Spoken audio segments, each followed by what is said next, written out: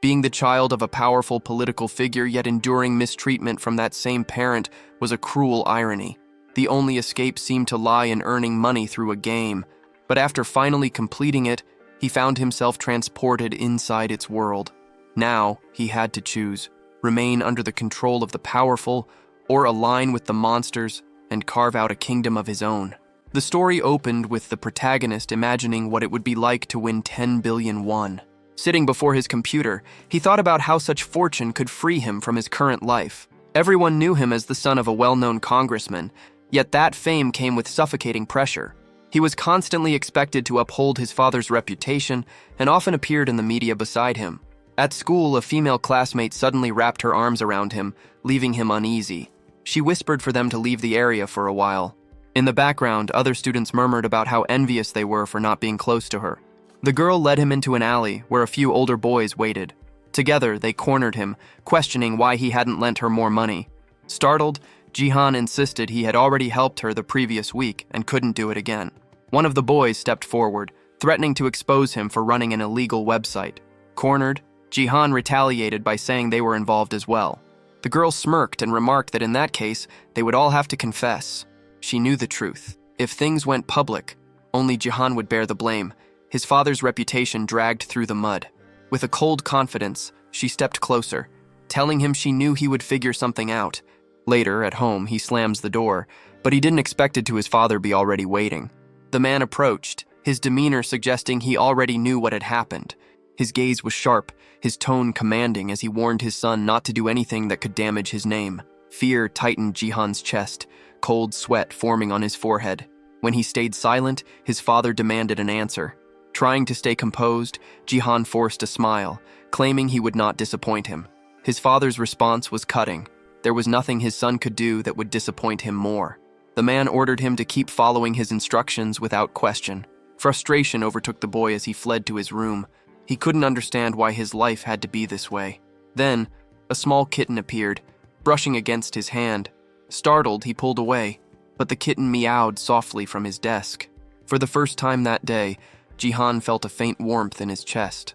At least the little creature seemed to care about him. The kitten leapt into his lap, its tiny paws tickling his legs. Holding it gently, the boy muttered that Ruru was the only one still staying by his side. Just then, a faint sound caught his attention, a game notification flashing across his computer screen.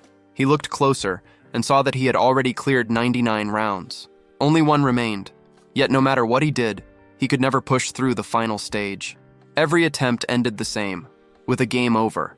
Confused, he questioned why success remained out of reach after so many tries.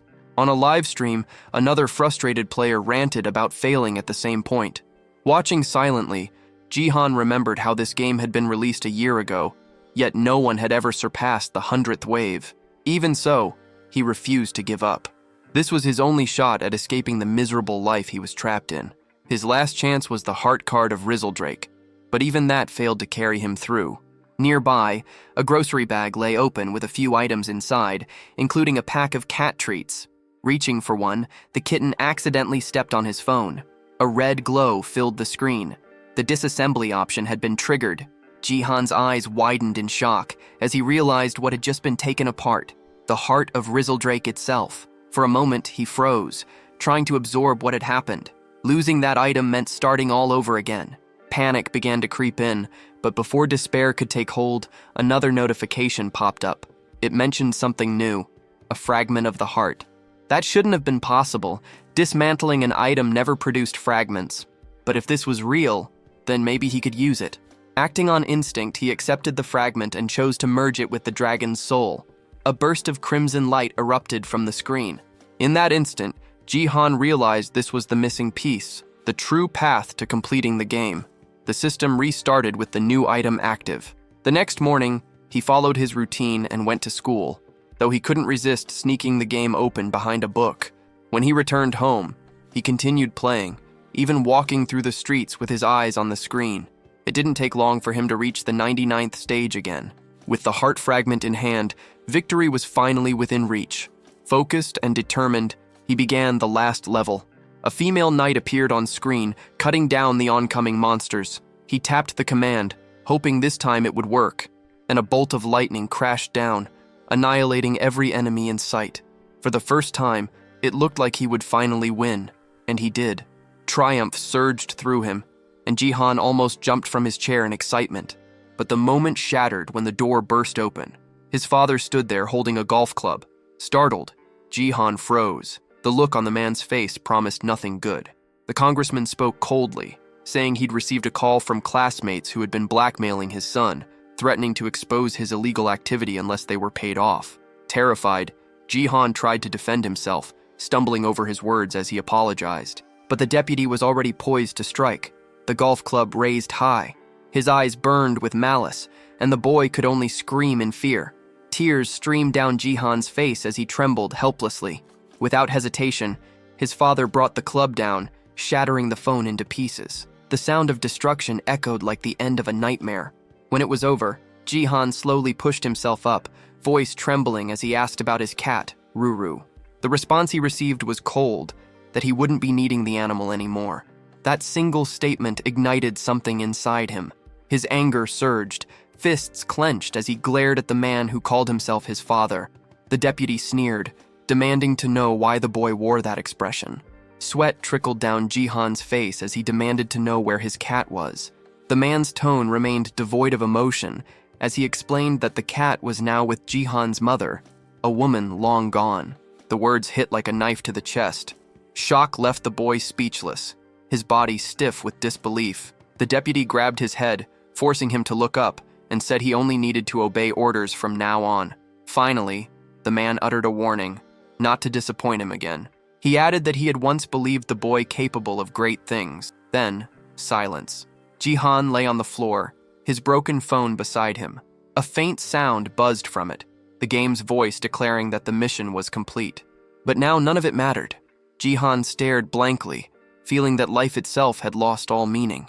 The voice from the device continued, speaking again, this time inviting him to another world. Before he could react, lightning ripped through the sky, flashing inside his room. The light swallowed him whole. When the brightness faded, Jihan stood in the grand hall of a castle, the heart of the game's kingdom. People surrounded him, their eyes wide with awe. They called him the legendary knight, chanting that he would be the savior of their realm. Disoriented, he tried to make sense of it all. His tears wouldn't come. It felt as though every emotion had been wiped away. Before him stood a man with a long beard, the king. The ruler studied him and asked if he truly was the legendary knight. Then recognition hit. Jihan remembered that face, those words. They were identical to the game's dialogue. The man introduced himself as King Bayless Jordia III and explained that their kingdom was under siege by monsters. Before the king could continue, a servant burst in with urgent news about the invasion. Jihan remained silent, taking in every detail. The setting, the people, the dialogue, all exactly as he remembered from the game. Once the commotion settled, the king spoke again, declaring that the situation was dire and commanding Jihan to act. He urged the young man to assume command of the knights and defend the kingdom. Jihan rose to his feet, his voice steady but heavy. He told everyone to listen closely. His mind still reeled from the loss of Ruru, and as he thought of her, he admitted that even 1,000,000,001 no longer meant anything. The knights whispered among themselves, confused, calling him weak for a supposed hero. The king silenced them and promised that if Jihan fulfilled his duty, he would be granted whatever his heart desired. That promise caught Jihan's attention.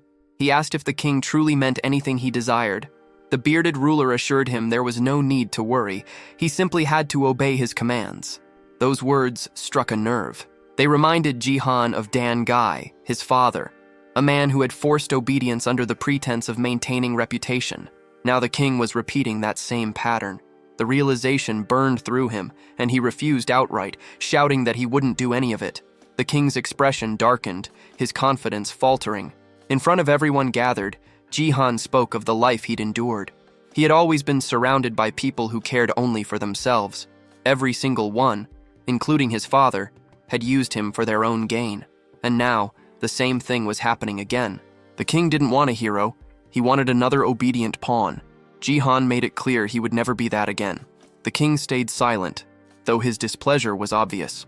Cursing them all under his breath, Jihan pressed the option to reject the offer. The king's servant stood frozen, unable to believe what had just happened. Then, the screen in front of Jihan began to glow red. In the game's storyline, this color usually meant failure, the point where the monsters invaded the kingdom and the player failed the mission. But something was different this time. A new prompt appeared, offering another choice. The monster faction had been unlocked. Jihan stared at it in silence, the meaning sinking in. Was he being chosen to lead the monsters instead of fighting them? The king's voice broke through the tension, booming across the hall. He declared that every choice came with consequence. Addressing the court, he stripped Jihan of his title, announcing that he was no longer the legendary knight. His shouting grew harsher, declaring Jihan an enemy of the kingdom, a threat to them all. As the words echoed, Jihan remained motionless, weighing the reality before him. But time was short. The king's command for his execution had already been given. Even surrounded by drawn swords, Jihan stayed calm. Blades glimmered inches from his throat, yet he stood unfazed, certain that there was still a way out. Then it happened. A surge of crimson light burst from his body, filling the room with raw energy. The king's fury turned into confusion as the radiance intensified. Jihan's selection had been completed. The system granted him new, overwhelming powers, strength that surpassed human limits. From that moment on, his purpose shifted completely. His goal was no longer to save humanity, but to erase it. He would side with the monsters and burn the kingdom to the ground. The system's voice echoed once more, promising that if he succeeded in this mission, he would earn a rare artifact, one that could return him to his original world. That thought stirred a distant memory, the day his mother had brought him the tiny kitten, Ruru. He wondered if finishing this path could bring him back to that peaceful time. Pulled back to the present, he noticed the soldiers murmuring in fear, commenting on the strange, overwhelming energy radiating from him. The king was certain he'd glimpsed a monster's silhouette, a beast unlike anything he'd seen before. Jihan scanned his new reality, realizing this twist wasn't in the original game. Soon the main objective appeared: break the defenses and wipe out the humans. Despite the change, Jihan noticed his progress still tracked like the game. Following the usual sequence should spawn a random summoning ticket. Instead, an egg materialized. The system labeled it a random egg, and Jihan chose to hatch it. Another explosion rocked the hall as the shell burst and wings cut through the dust. Soldiers froze, sensing a summon had occurred. When the form finally emerged, Jihan was stunned. He had summoned Rezoldrak, but the creature that stepped out was only a baby dragon. Level 1, tiny and absurdly cute, even nudging his hand with its tongue. The sight of it pulled his mind back to his kitten, and a new power unlocked for him: the Eye of the Supreme. This ability revealed stats for monsters and items. Seeing the little dragon calmed the knights, and they took the moment as the signal to attack. Jihan, unsure if any of this was real, didn't care. He used the eye to read Rezoldrak's skills, and found it could unleash dragon breath. He ordered the small beast to use that power just as the soldiers moved in. For a heartbeat, he feared time had run out. What began as a tiny fireball swelled into a cataclysmic blast that wiped out everyone in its path. The blast tore through the palace wall, sending rubble raining down into the village. Standing before the ragged hole, Jihan felt a raw awe at the dragon's strength. The onlookers couldn't believe a single strike had done so much. They stared, trying to name what Jihan had summoned. Thrilled and grim, Jihan admitted it surpassed everything he had expected. If events continued, he'd eventually earn one of the knight's relics. He wasn't in any rush to go back to his ruined life. He would pour himself into this mission. Drawing the king's gaze, he fixed his stare on the man and declared his intent. He would bring about humanity's destruction, driven to claim the final prize. Amid the palace chaos, others nearby whispered, wondering what on earth had just happened. Nearby, a knight sprinted with everything he had, believing he could end the fight right there. Jihan commanded the dragon to fire again. The king's servant immediately shouted for the guards to protect their ruler, and the armored soldiers rushed to form a wall of steel in front of him. Jihan raised his hand, marking the target, while the small dragon began gathering power. His intention was clear: to wipe the king out completely. Meanwhile, the approaching knight closed the distance, while the others held their shield formation tight. Jihan waited patiently for his companion to finish charging its fire. Just as the energy was about to be released, the knight reached his king's side. Relief swept through the royal guards. There was no explosion, no devastation, only silence. The knight grinned, convinced the king was safe, but Jihan quickly realized something had gone wrong. The dragon's attack hadn't worked. Its breath hadn't built enough mana, and instead of a deadly blast, only a weak puff of fire came out, barely enough to scorch the ground, leaving behind a small cloud of smoke. Seeing this, Jihan decided the best move was to wait for the cooldown to end. But as night fell, a new threat stepped forward. He studied the man approaching, one of the elite knights, ranked S among the Zodiac Order, a towering, muscular warrior known as Aries. The remaining soldiers confirmed that the king was unharmed. That realization hit Jihan hard. The situation was turning against him. From afar, the king gave a cold command. Eliminate the enemy at once. Aries raised his staff, power radiating from it. Jihan braced himself beside his dragon, weighing his next move. He knew this knight's strength. It was nothing to take lightly. Without hesitation, Aries unleashed his skill, summoning a blazing wall of fire that roared toward Jihan. He understood instantly that escape was nearly impossible. The explosion ripped through the palace, tearing more sections apart.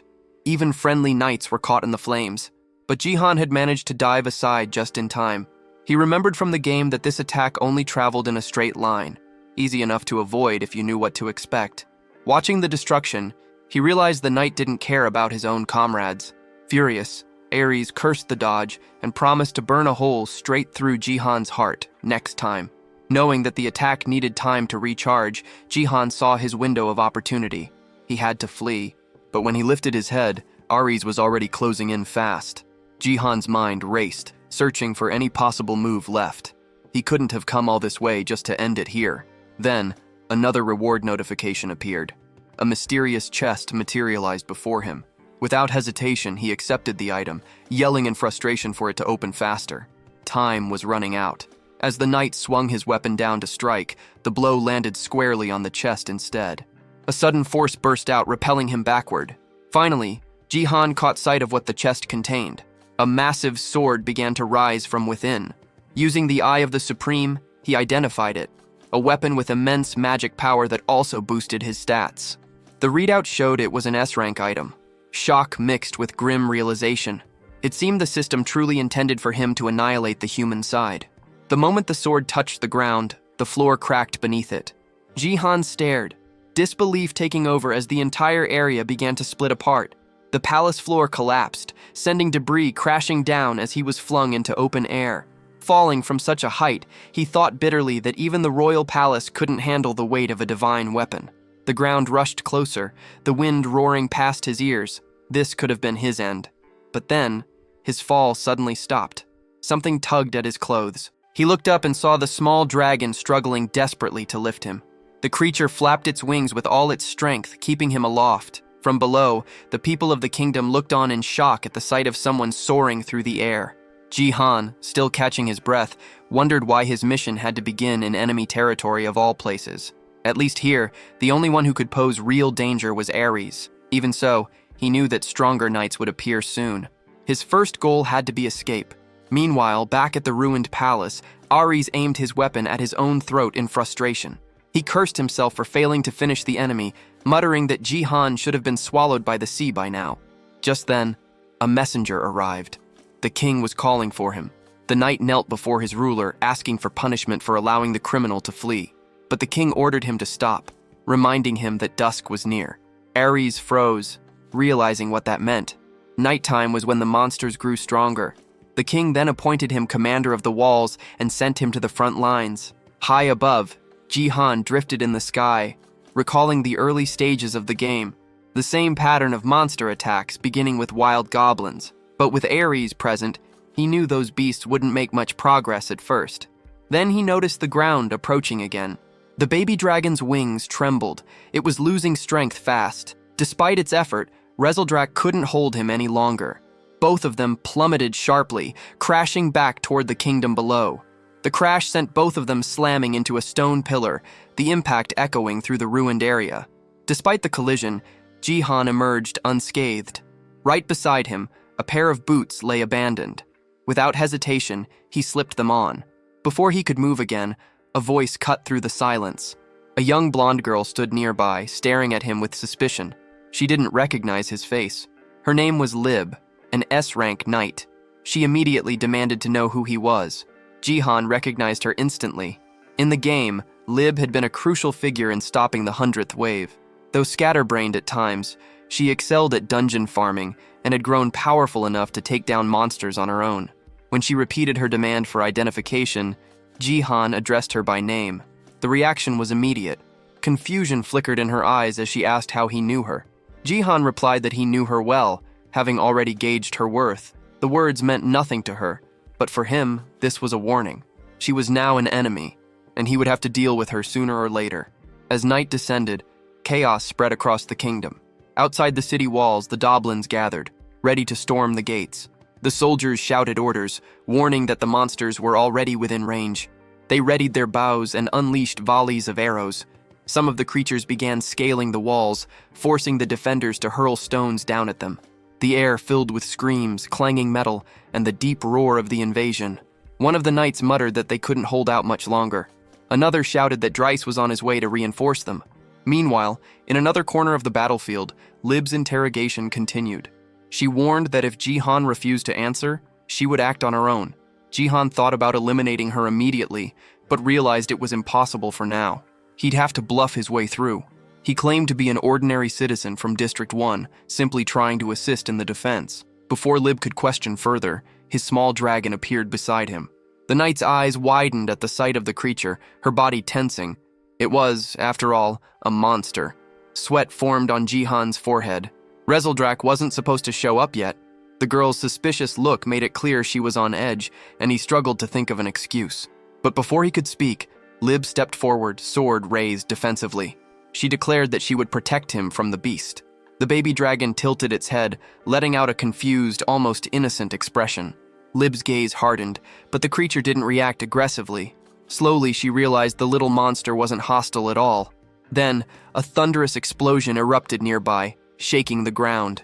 Lib's attention snapped toward the noise, and Jihan seized the moment. He motioned to his dragon and bolted from the area, vanishing into the chaos of the night. It wasn't the soldiers' fault that their weapons had slipped from control, but by the time Lib turned her gaze back toward where Jihan had been, both he and his creature were already gone. A soldier ran up to her, shouting about the gate. The look on his face made her heart tighten. Whatever was happening there was bad. Loud, pounding strikes echoed from that direction. Inside, the guards waited in tense silence, their fear written across their faces as the gate began to splinter under pressure. Lib arrived just in time, commanding the soldiers to prepare for close combat. Archers drew their bows, aiming at the horde of goblins swarming beyond the wall. Among them stood one far larger than the rest, a giant whose sheer strength was enough to break through at any moment. With a roar, the massive goblin swung its weapon, and the gate burst apart. Lib tightened her grip on her sword, calling her troops to charge. The soldiers braced themselves as the enormous creature led the invasion. But before the monsters could advance any further, flames burst across the battlefield. Riz appeared, his arrival catching even Lib off guard.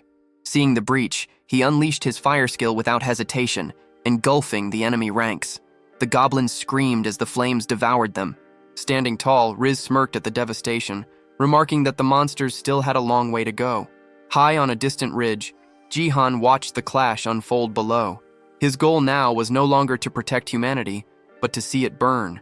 Beside him, his small dragon let out a curious sound, prompting him to rest his hand on its head. The creature's attention suddenly shifted upward. Rain had begun to fall. It looked eager to play in it, but Jihan held it back, not wanting it to cause trouble.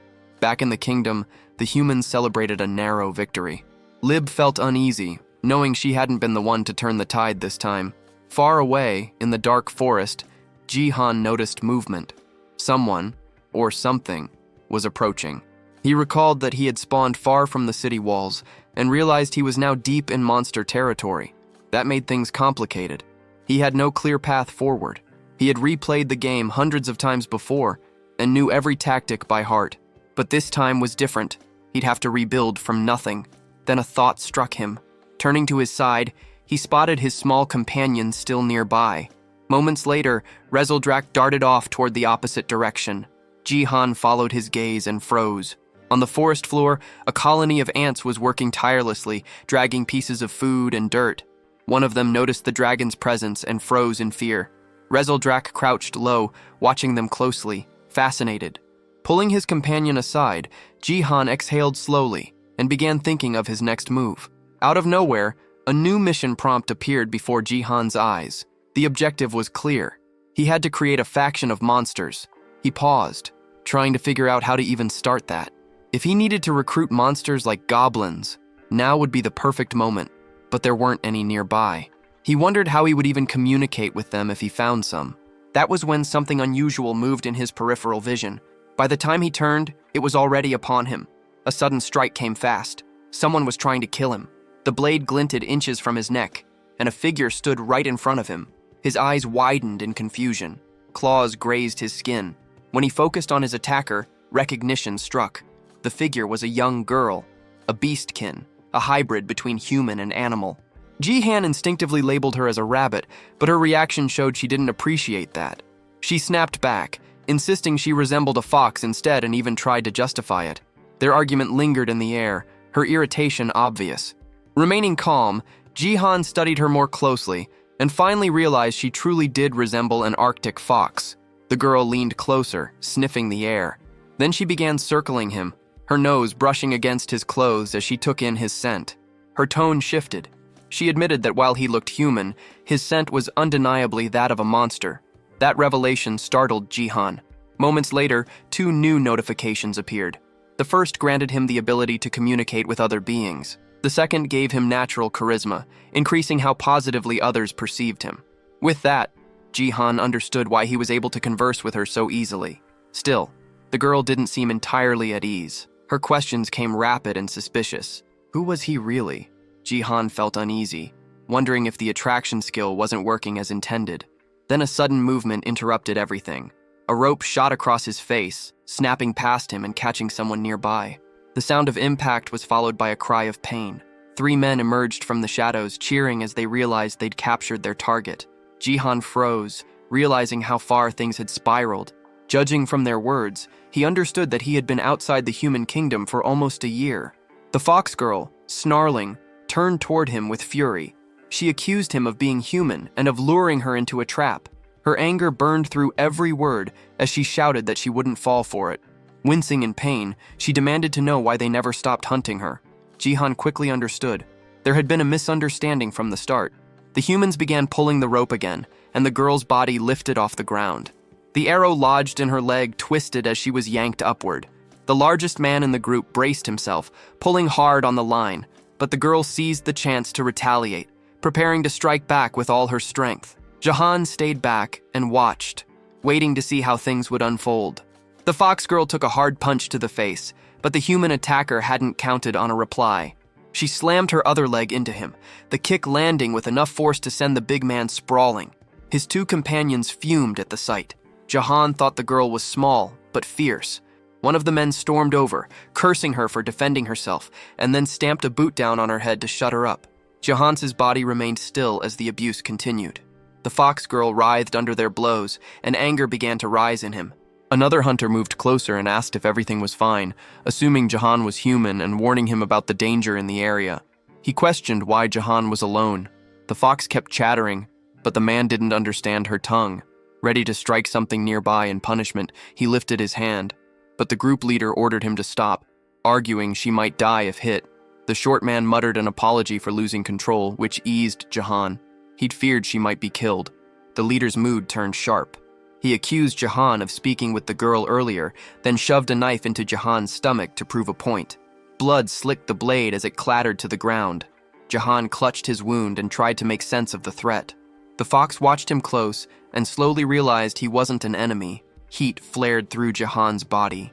The stab had been meant to kill, but vital points had been missed on purpose. Spitting out blood, he felt the poison taking hold. The leader coldly declared Jihan would be dead within 12 hours, unless he translated what the monsters said, brandishing an antidote as leverage. They held the fox captive, forcing Jihan to act as interpreter to learn where her clan lived. Jihan had never even known a fox people village existed. Confusion roiled through him, while the hunters explained that such a settlement did lie hidden nearby. The fox girl suddenly lunged, bared her fangs, and moved as if to bite her own tongue to end it all, a desperate act to avoid betrayal. The man yanked her back and stopped her. Watching that, Jihan understood how fiercely tied she must be to whatever family or pack she protected. The young girl's mouth was forced shut as the men mocked her. calling her a wild beast. The leader repeated that if she revealed her tribe's location, both she and Jihan might live. The word struck Jihan like a memory. He recalled that same cold, calculating stare from his old schoolmate, the one who used to blackmail him. Back then, he had lived under constant fear, always following orders, always being used. To everyone else, he was nothing but a tool to exploit. But this time, he refused to let things play out the same way. Despite the pain searing through his wound, he forced himself to move closer to the fox girl. He told her to lead them to the village, assuring that no one would get hurt. The men around him believed every word, convinced now that he could truly communicate with monsters. Lowering her head, the girl whispered that over 100 of her kind lived there, then asked if she could really trust him. Jihan held her gaze for a moment before admitting he wasn't on the side of humans. With one hand pressed to his bleeding stomach, he confessed he knew exactly how cruel they could be. As he turned forward, something caught his attention. His dragon was sneaking up behind the hunters, charging up its destructive energy. Fear shot through him. If this went wrong, they'd both die. He tried to stay calm, pretending nothing was happening while buying time for Rezeldrak to finish gathering power. But his shift in demeanor didn't go unnoticed. The leader eyed him suspiciously, and the short man to the side spotted the creature, shouting a warning.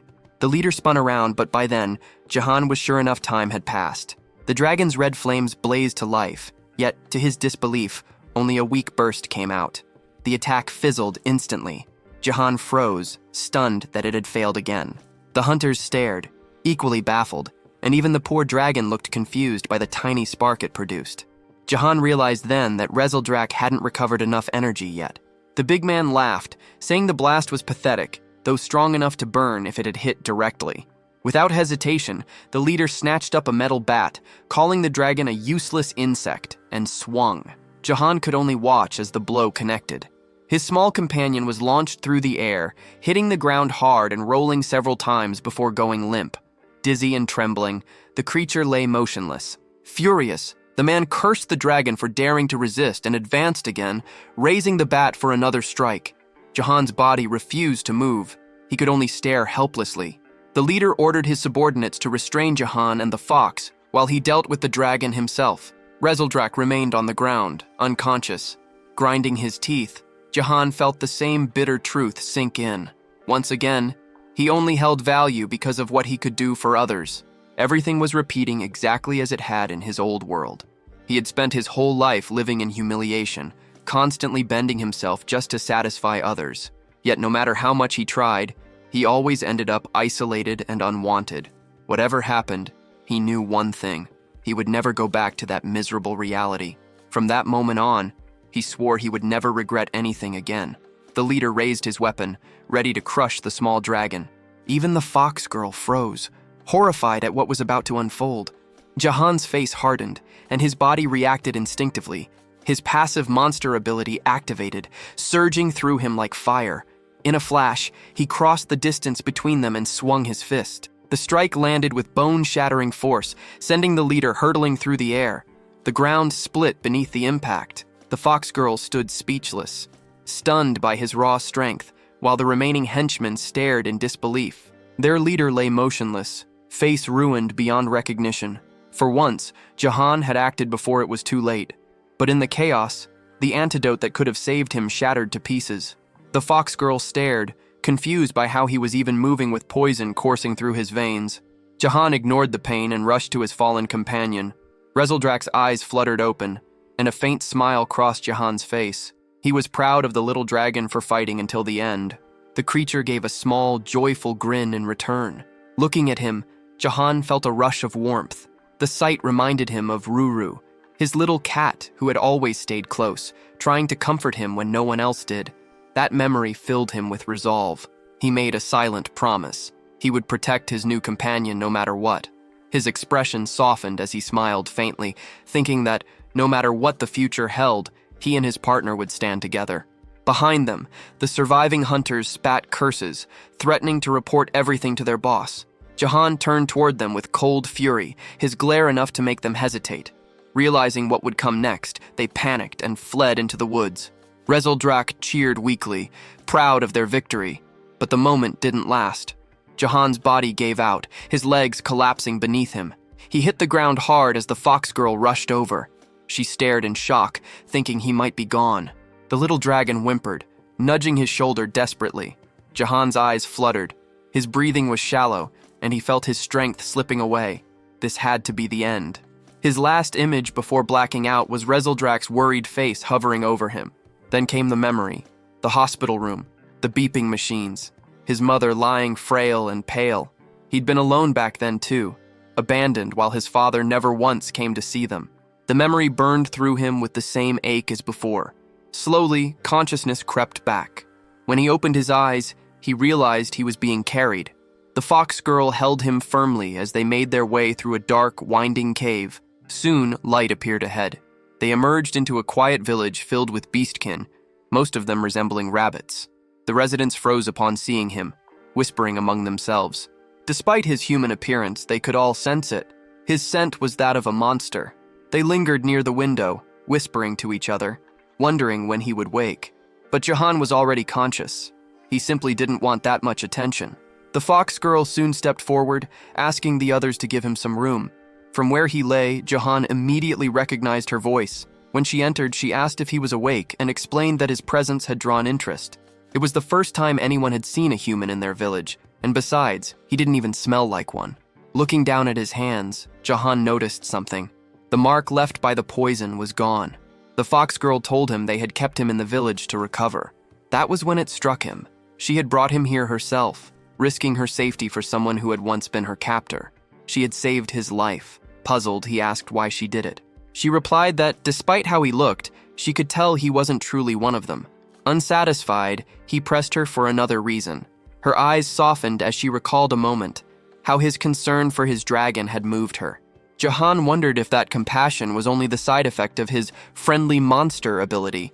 But the girl grew irritated, snapping that he was still complaining even after being rescued. Nearby, Rezeldrak stirred from his nap. When the dragon opened his eyes and saw Jihan awake, his tail began to flick excitedly. Yet he noticed immediately that Jihan and the fox were already bickering. The girl folded her arms, saying that now they were even. He had saved her once too. Before Jihan could respond, a cheerful sound filled the air. Rezeldrak bounded toward him and jumped into his arms, nuzzling his chest while the fox watched silently. She broke the moment, saying they should at least know each other's names. But before she could speak, another villager appeared, announcing that the chief wanted to see them. They set off together, and as they walked, Jihan couldn't help but marvel at what he saw. The hidden settlement, tucked beyond the mountains, had been built by rabbit-type monsters. Over time, it had become a refuge for all hybrid species who had lost their homes. The residents worked together in peace, caring for one another with quiet devotion. Their path was soon blocked by a towering bull-type beast who demanded to know if the fox, Rhea, had gone to the human forest. She apologized quickly and continued on, but the bull's suspicious gaze lingered. Jihan called her by name, remarking that everyone here seemed to care about her deeply. Rhea lowered her eyes, her tone darkening when he asked if something was wrong. Then, suddenly, her mood flipped. She frowned, tilting her head, and asked why everyone called him Hey. Stepping closer, she demanded to know if that was really his name. Caught off guard by her confusion, Jihan finally introduced himself properly. The name sounded strange, out of place in this world. Without hesitation, the fox girl gave her full name, Rylindrian Pernidae Celiard, before turning away, leaving Jihan standing there, completely bewildered. One of the small rabbit villagers asked if Rhea was feeling any better, and she replied that she was. Jihan noticed her mood had lifted. It seemed all she'd really wanted was to share her name. As he looked around, his thoughts drifted back to his main goal, building a faction of monsters. Lost in thought, he barely noticed when Rhea called for him to keep moving. Even now, she still called him, Hey, and that small detail bothered him. Still, he jogged forward to catch up. When they reached the village chief, the old rabbit suddenly announced that Jihan would now take charge of the settlement. Both Jihan and Rhea froze in disbelief. Jihan quickly said he had no idea how to lead a village, but the old rabbit simply waved him off, saying he was too old to continue. Rhea demanded to know if the elder was really making such a decision just because of a dream. The old rabbit nodded, insisting that he wouldn't change his mind. Jihan stood there confused, trying to make sense of the situation. The elder explained that every dream he'd had always come true, and in this one, the person destined to save the village was Jihan. That word, savior, echoed in Jihan's mind. It reminded him of his current mission, establishing a monster faction. The title unsettled him. Being seen as a savior could only complicate things. He remembered that cursed man who had once tried to use him as a translator in exchange for his life. The thought sparked a sudden worry. He turned to Ria and asked if anyone might have followed them on the way back. She assured him that the village's location was impossible to find. Hidden beyond the mountains, it was bordered by a vast, dangerous sea that no one dared to cross. The only other path lay through an underwater tunnel that twisted like a maze, designed to keep intruders out. According to her, she hadn't sensed anyone nearby. Still, Jihan couldn't shake a bad feeling. On the trail they had taken, faint streaks of red marked the ground. Blood, likely Ria's. And deep within one of the caves nearby, a hidden figure watched the village. One of the human henchmen had found it and was already grinning to himself, celebrating the discovery. Moments later, noise erupted in the village, shouts spreading through the crowd. Someone was yelling about an intruder. Jihan and Ria both froze as the words reached them. A human had been found inside the settlement. The bull beast immediately grew tense, cursing under his breath, while one of the smaller villagers muttered in confusion. Jihan rushed forward, asking if the intruders had followed them. Ria's face went pale. Shaken, she asked if the humans had been trailing her all along, insisting she'd made sure no one had. Then, guilt written all over her face, she began to apologize, saying it was her fault, but the bull shook his head firmly, saying it wasn't. The bull told Ria not to blame herself, saying she'd simply been too weak to notice what was happening. Her friends echoed his words, trying to comfort her, insisting it wasn't her fault. Jihan's thoughts drifted back to the men who had ambushed them. There had been 3 of them. The short one, still in the village, grinned darkly and warned that the whole place would soon be burning. His voice carried a cruel edge as he revealed he was part of a group called the Screaming Hall. Within minutes, he said, 200 men would arrive. Jihan's brow furrowed. The name meant nothing to him at first. What was this Screaming Hall? Meanwhile, deep in the forest, the other 2 henchmen limped along, battered but alive. The leader of the trio stumbled into his superior's tent, still crying from the beating, demanding revenge. The man sitting before him didn't respond right away. He listened in silence as they explained what had happened. Then, one of them shouted that they had found the Fox village and could lead the way. The boss of the Screaming Hall smiled thinly, pleased with the discovery. He ordered his men to move out immediately. His servant, nearly shaking with excitement, rushed to prepare. Back in the village, the short henchman laughed to himself, boasting that he wasn't the only one who had made it this far. He explained that all 3 of them had followed Ria through the forest. Their leader had told them not to return yet. It was the perfect chance to track the girl and find her people. His laughter turned cruel as he claimed that soon everyone there would die. The young fox looked confused, unable to understand his words, though she sensed the malice behind them. She turned to Jihan, calling his name in alarm. His expression darkened as he explained that their location had been exposed and reinforcements were on the way. Ria froze, horror settling over her. Jihan's mind began to race as he tried to piece everything together. The name Screaming Hall stirred something familiar, a memory from the game Night Defense. In that game, players earned experience by fending off endless monster waves, but leveling alone wasn't enough to survive. There was another mechanic, the Adventurer's System, where players could send knights on missions through 100 stages, from the ruins of the wild goblins to the demon fortress. Jihan remembered the final part clearly, a stage involving the hideout of a gang called Screaming All, hidden behind a rocky hill. The story attached to that stage matched exactly what he was hearing now. Yet his anxiety grew. None of this terrain matched any stage he remembered. According to the game's map, this entire region was supposed to be destroyed. The short man broke the silence again, offering a deal. If someone released him, he promised that his boss would spare their lives. Jihan knew only he could understand the man's words, but he didn't need to translate. The hybrids could feel what those words meant. Ria lowered her head, guilt weighing heavy on her shoulders. She whispered that this was all her fault. The captured man kept shouting, demanding to be freed. Jihan's expression hardened. He wasn't about to let the village be destroyed. While the short, obnoxious prisoner continued to rant, Jihan stepped closer. The man sneered and told him to translate his words for everyone else, but Jihan wasn't in the mood. His fist tightened, and with one swift motion, he drove it straight into the man's face. The blow sent the henchman flying. his scream echoing through the clearing. The bull hybrid stood frozen, astonished by Jihan's strength. Even the small rabbit villagers stared wide-eyed, stunned. Rhea, too, couldn't believe what she had just witnessed. The man lay motionless on the ground, barely conscious, while Jihan stood firm, ready to fight if it came to that. Rhea's heart pounded as she heard him say he would do anything to protect them. But the bull stepped forward, explaining grimly that fighting was impossible. The village was filled with the weak, mostly women, children, and the elderly. Just then, the old chief appeared and called everyone together. As the villagers gathered, he raised his voice and made a declaration that left everyone speechless. Jihan would be the new chief of the village. Far away, the mercenary gang advanced through the forest. Their leader's eyes gleamed as they reached the rocky hill. The reports had been true. The Fox village was hidden right behind it. Grinning, he announced that this place would soon serve as their new base. With that, he ordered his men forward. Back in the village, the bull explained their situation. The enemy force was about 200 strong. Their own group was tiny. Only a few bull warriors, 2 young deer, 5 sheep hybrids, and 1 fox girl. Including the rabbits, their total barely reached 112. He asked Jihan if they stood any chance. Jihan replied bluntly that the enemy's strength was nearly double theirs. But then a thought struck him. Numbers weren't everything. He remembered how Rhea had fought those men on her own, and realized that if she could handle 3 by herself, others might not be as helpless as they seemed. Even if the villagers lacked combat experience, hybrids were known to grow stronger when transforming into their animal forms. If everyone had even a fraction of Rhea's strength, there was hope. He turned to the bull and asked how powerful she truly was.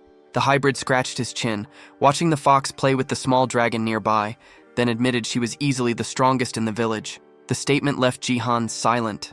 The bull added that even if every villager united against her, Rhea would still emerge victorious. That truth sank heavy in Jihan's mind. Knowing this, he realized he had to act fast. His head dropped slightly as he weighed the consequences. Compared to her, the rest of the villagers were practically defenseless. As they discussed their next move, the young fox mentioned that there was still time before the humans arrived. Jihan frowned, not understanding how she could be so sure. She pointed to the short prisoner, explaining that she had asked him directly. Jihan recalled that one of the henchmen had said their boss was searching for something he had lost. He turned to Rhea, asking if she had any idea what that might be. The girl shook her head and said their village was nothing more than a small refuge for displaced creatures. Hearing that, Jihan guessed the enemy might be using that as a convenient excuse for invasion. Before he could think further, the bull hybrid Tor called out that everyone had gathered. It was time for Jihan to present a plan. He knew that to stand a chance against superior numbers, individual stats would have to compensate for their lack of manpower. The strongest fighter among them was the fox girl. He'd confirmed that much. If she could handle 3 opponents at once, their odds might improve, but even then, he wasn't certain. He began to wonder if raw power depended on species, and thought how useful it would be if he could see everyone's stats. Then it hit him, the demon eye ability. Maybe it could analyze what he needed. In the game, he had triggered it by opening the status screen, so he attempted the same, but nothing happened. He frowned, frustration tightening his chest. Nothing appeared, and the silence around him only made it worse. A moment later, however, a faint red glow flickered before his eyes. An inventory window. It was empty. Still, one detail stood out. Its title wasn't the same as when he had played on the kingdom's side. That difference reminded him of something bitter. Back in the kingdom, he had obtained that incredibly powerful sword, the one strong enough to destroy the entire palace. Now he felt a stab of regret for having left it behind. Since the inventory window had appeared, he couldn't understand why the status screen refused to open. He went through his abilities in his mind. 4 passives. The demon eye that revealed information, the power to communicate with both humans and monsters, the charisma that attracted others to him, and finally, his monstrous physical strength that surpassed human limits. Annoyed, he muttered that he needed to make a decision soon.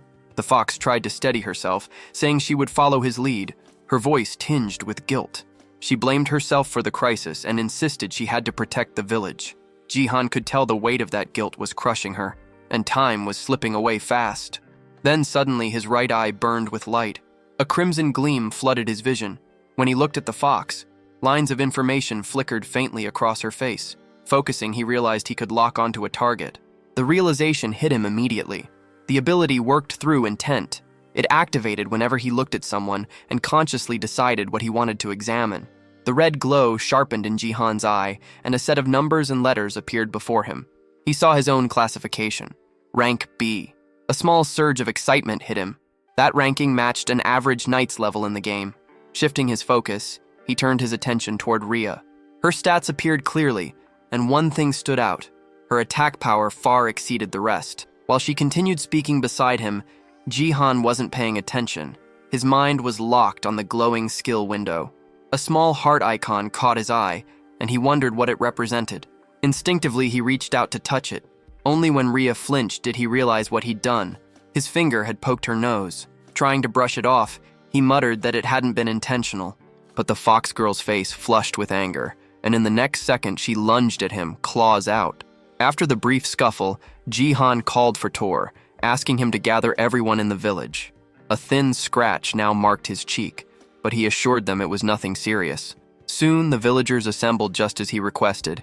He needed them all in one place to analyze their stats. The process was long and exhausting, each scan draining his focus. When it was finally over, he exhaled in relief. The results confirmed what he had suspected. He could now tell who was strong and who wasn't. Even as a hatchling, Rezeldrak was still the most powerful among them. His attacks carried immense destructive force, though they drained all his mana in one burst. With that limitation, Jihan knew the dragon wouldn't be able to fight this time.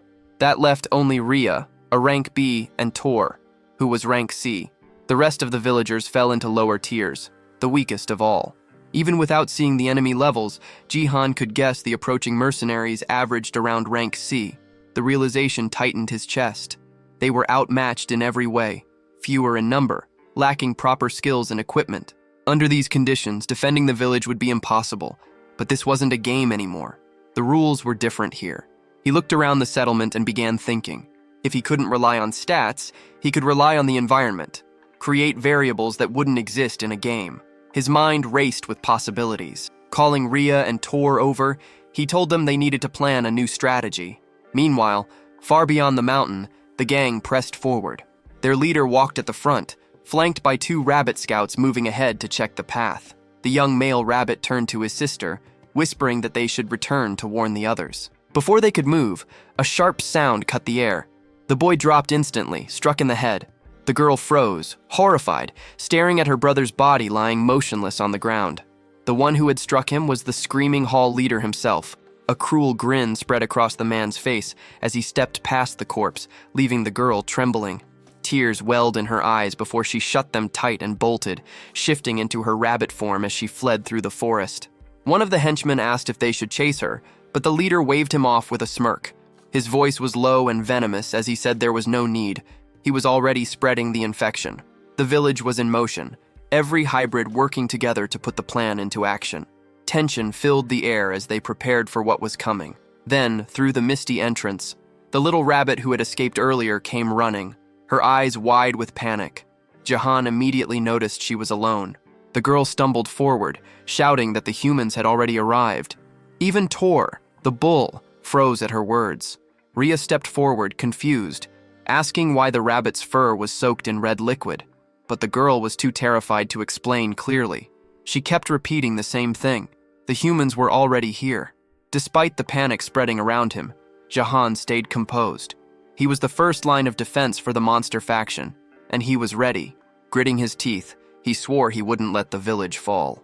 Far from the village, the mercenary gang finally reached the cave entrance. Their leader asked if this was truly the fox's den, and his men confirmed it. Confident, they pushed forward, determined to finish everything before sunset. Back in the village, Rhea's ears twitched. Her heightened senses caught something. The humans were getting closer. She turned toward Jihan, asking if he was sure the plan would work. The gang kept moving deeper, following the mapped route. The leader estimated they would reach the village within 30 minutes. The air felt still, almost too quiet, and he muttered that the silence meant they were being watched. One of his hairy subordinates grinned, promising to take revenge for the humiliation they'd suffered before. Then a sound broke the stillness, a faint creak beneath their boots. The ground began to tremble. Cracks spread rapidly across the tunnel floor before anyone could react. With a loud crash, the ground gave way. Several men plummeted into the hole, shouting in pain as they hit the bottom. Those who stayed above backed away just in time, dust and gravel raining over them. The leader barely managed to grab one of his men by the arm, pulling him from the edge.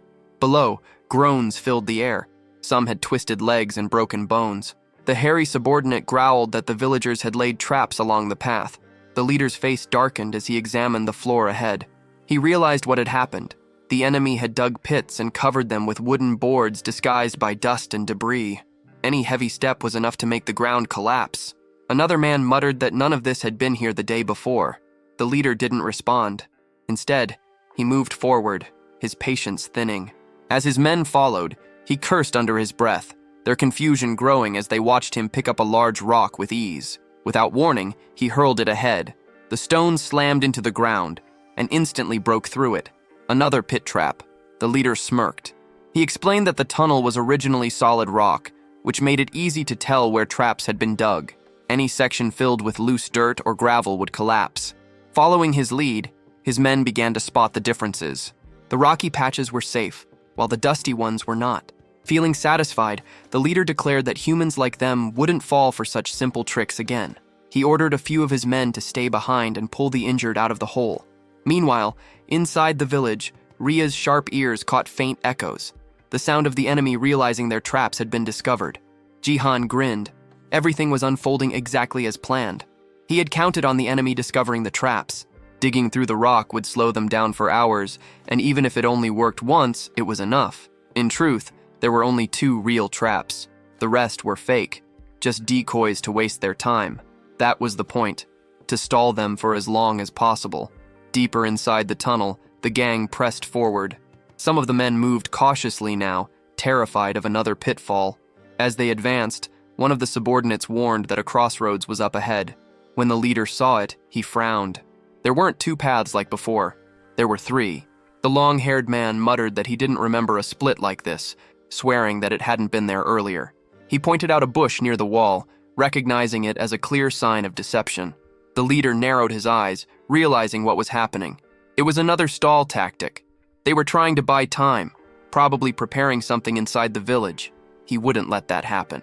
He ordered his troops to divide into smaller squads. The long-haired man would take the left tunnel. The large brute would lead the middle route.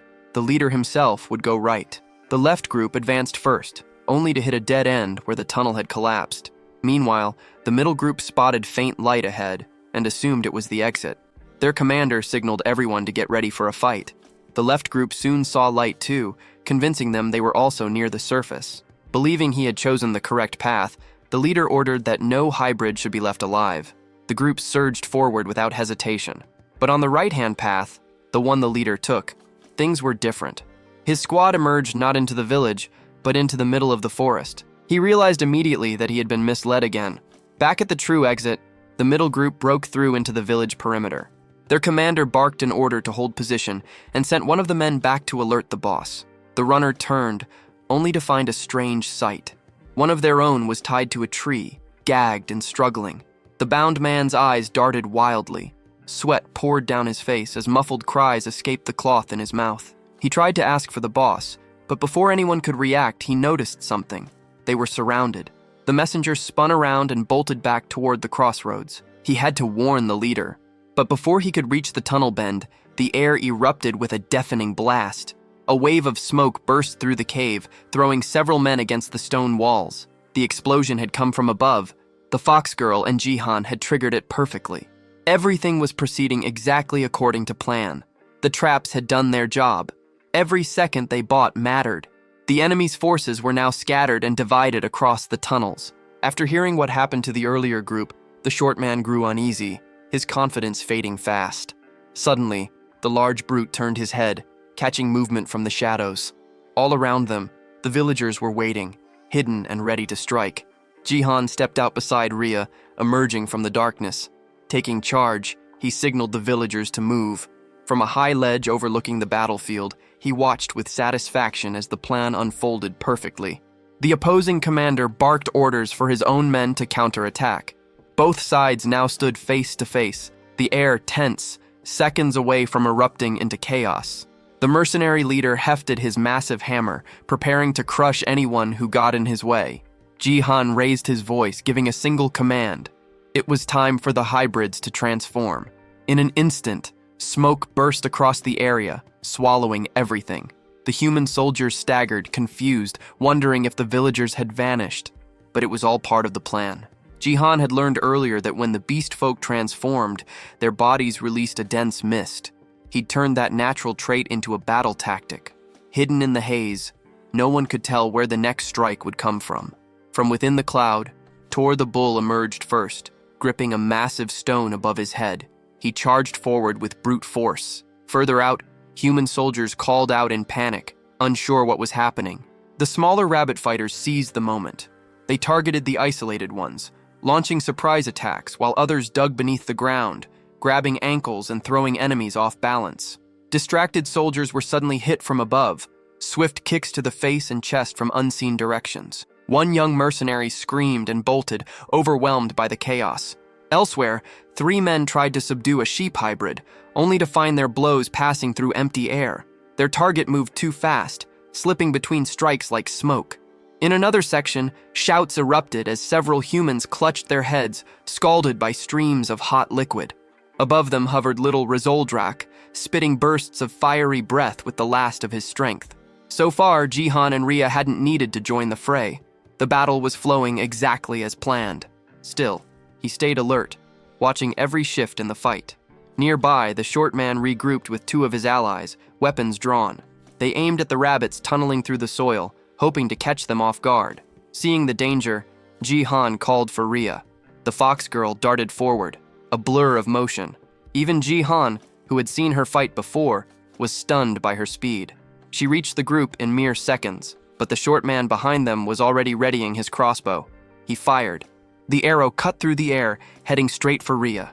She saw it a heartbeat before impact, and to everyone's disbelief, twisted her body just enough to dodge it. Ria shifted her stance, her body flowing with sharp precision as she readied her next move. Without hesitation, she launched forward, her legs slicing through the air and connecting hard with a man's face. He smirked, thinking he'd managed to block her blow, but her speed was beyond what he could follow. Before he could recover, she swept low, spinning from the ground and striking again. This time, her kick landed clean, sending him crashing backward. Without stopping, Ria pivoted toward the next opponent and drove her heel into his jaw, knocking him flat. The last one, the short man, cursed under his breath, demanding to know what she was doing. They squared off, eyes locked. Then, in a flash, she struck again. Her leg snapped upward and came down with crushing force, slamming his head into the dirt. Groaning, the man clutched his bruised face while the fox girl stood tall. In mere moments, she had taken all 3 down. Her cold glare swept over them, daring any to underestimate her again. Across the battlefield, the large brute took in the scene. His men were losing, badly. Rage twisted his features as veins bulged along his arms. With a guttural growl, he triggered his ability. His muscles swelled, doubling in size as raw power coursed through him. Jihan, watching from afar, recognized the transformation immediately. Only C-rank knights, or stronger, could wield active abilities like that. A burst of power that enhanced their physical strength. The rabbits nearby froze, trembling as the ground shook beneath the brute's steps. But the man's confidence vanished when a massive shadow loomed before him. A colossal hand gripped a fallen tree trunk, ripping it from the ground with ease. Standing there was Tor, the bull hybrid, towering at nearly twice the man's size.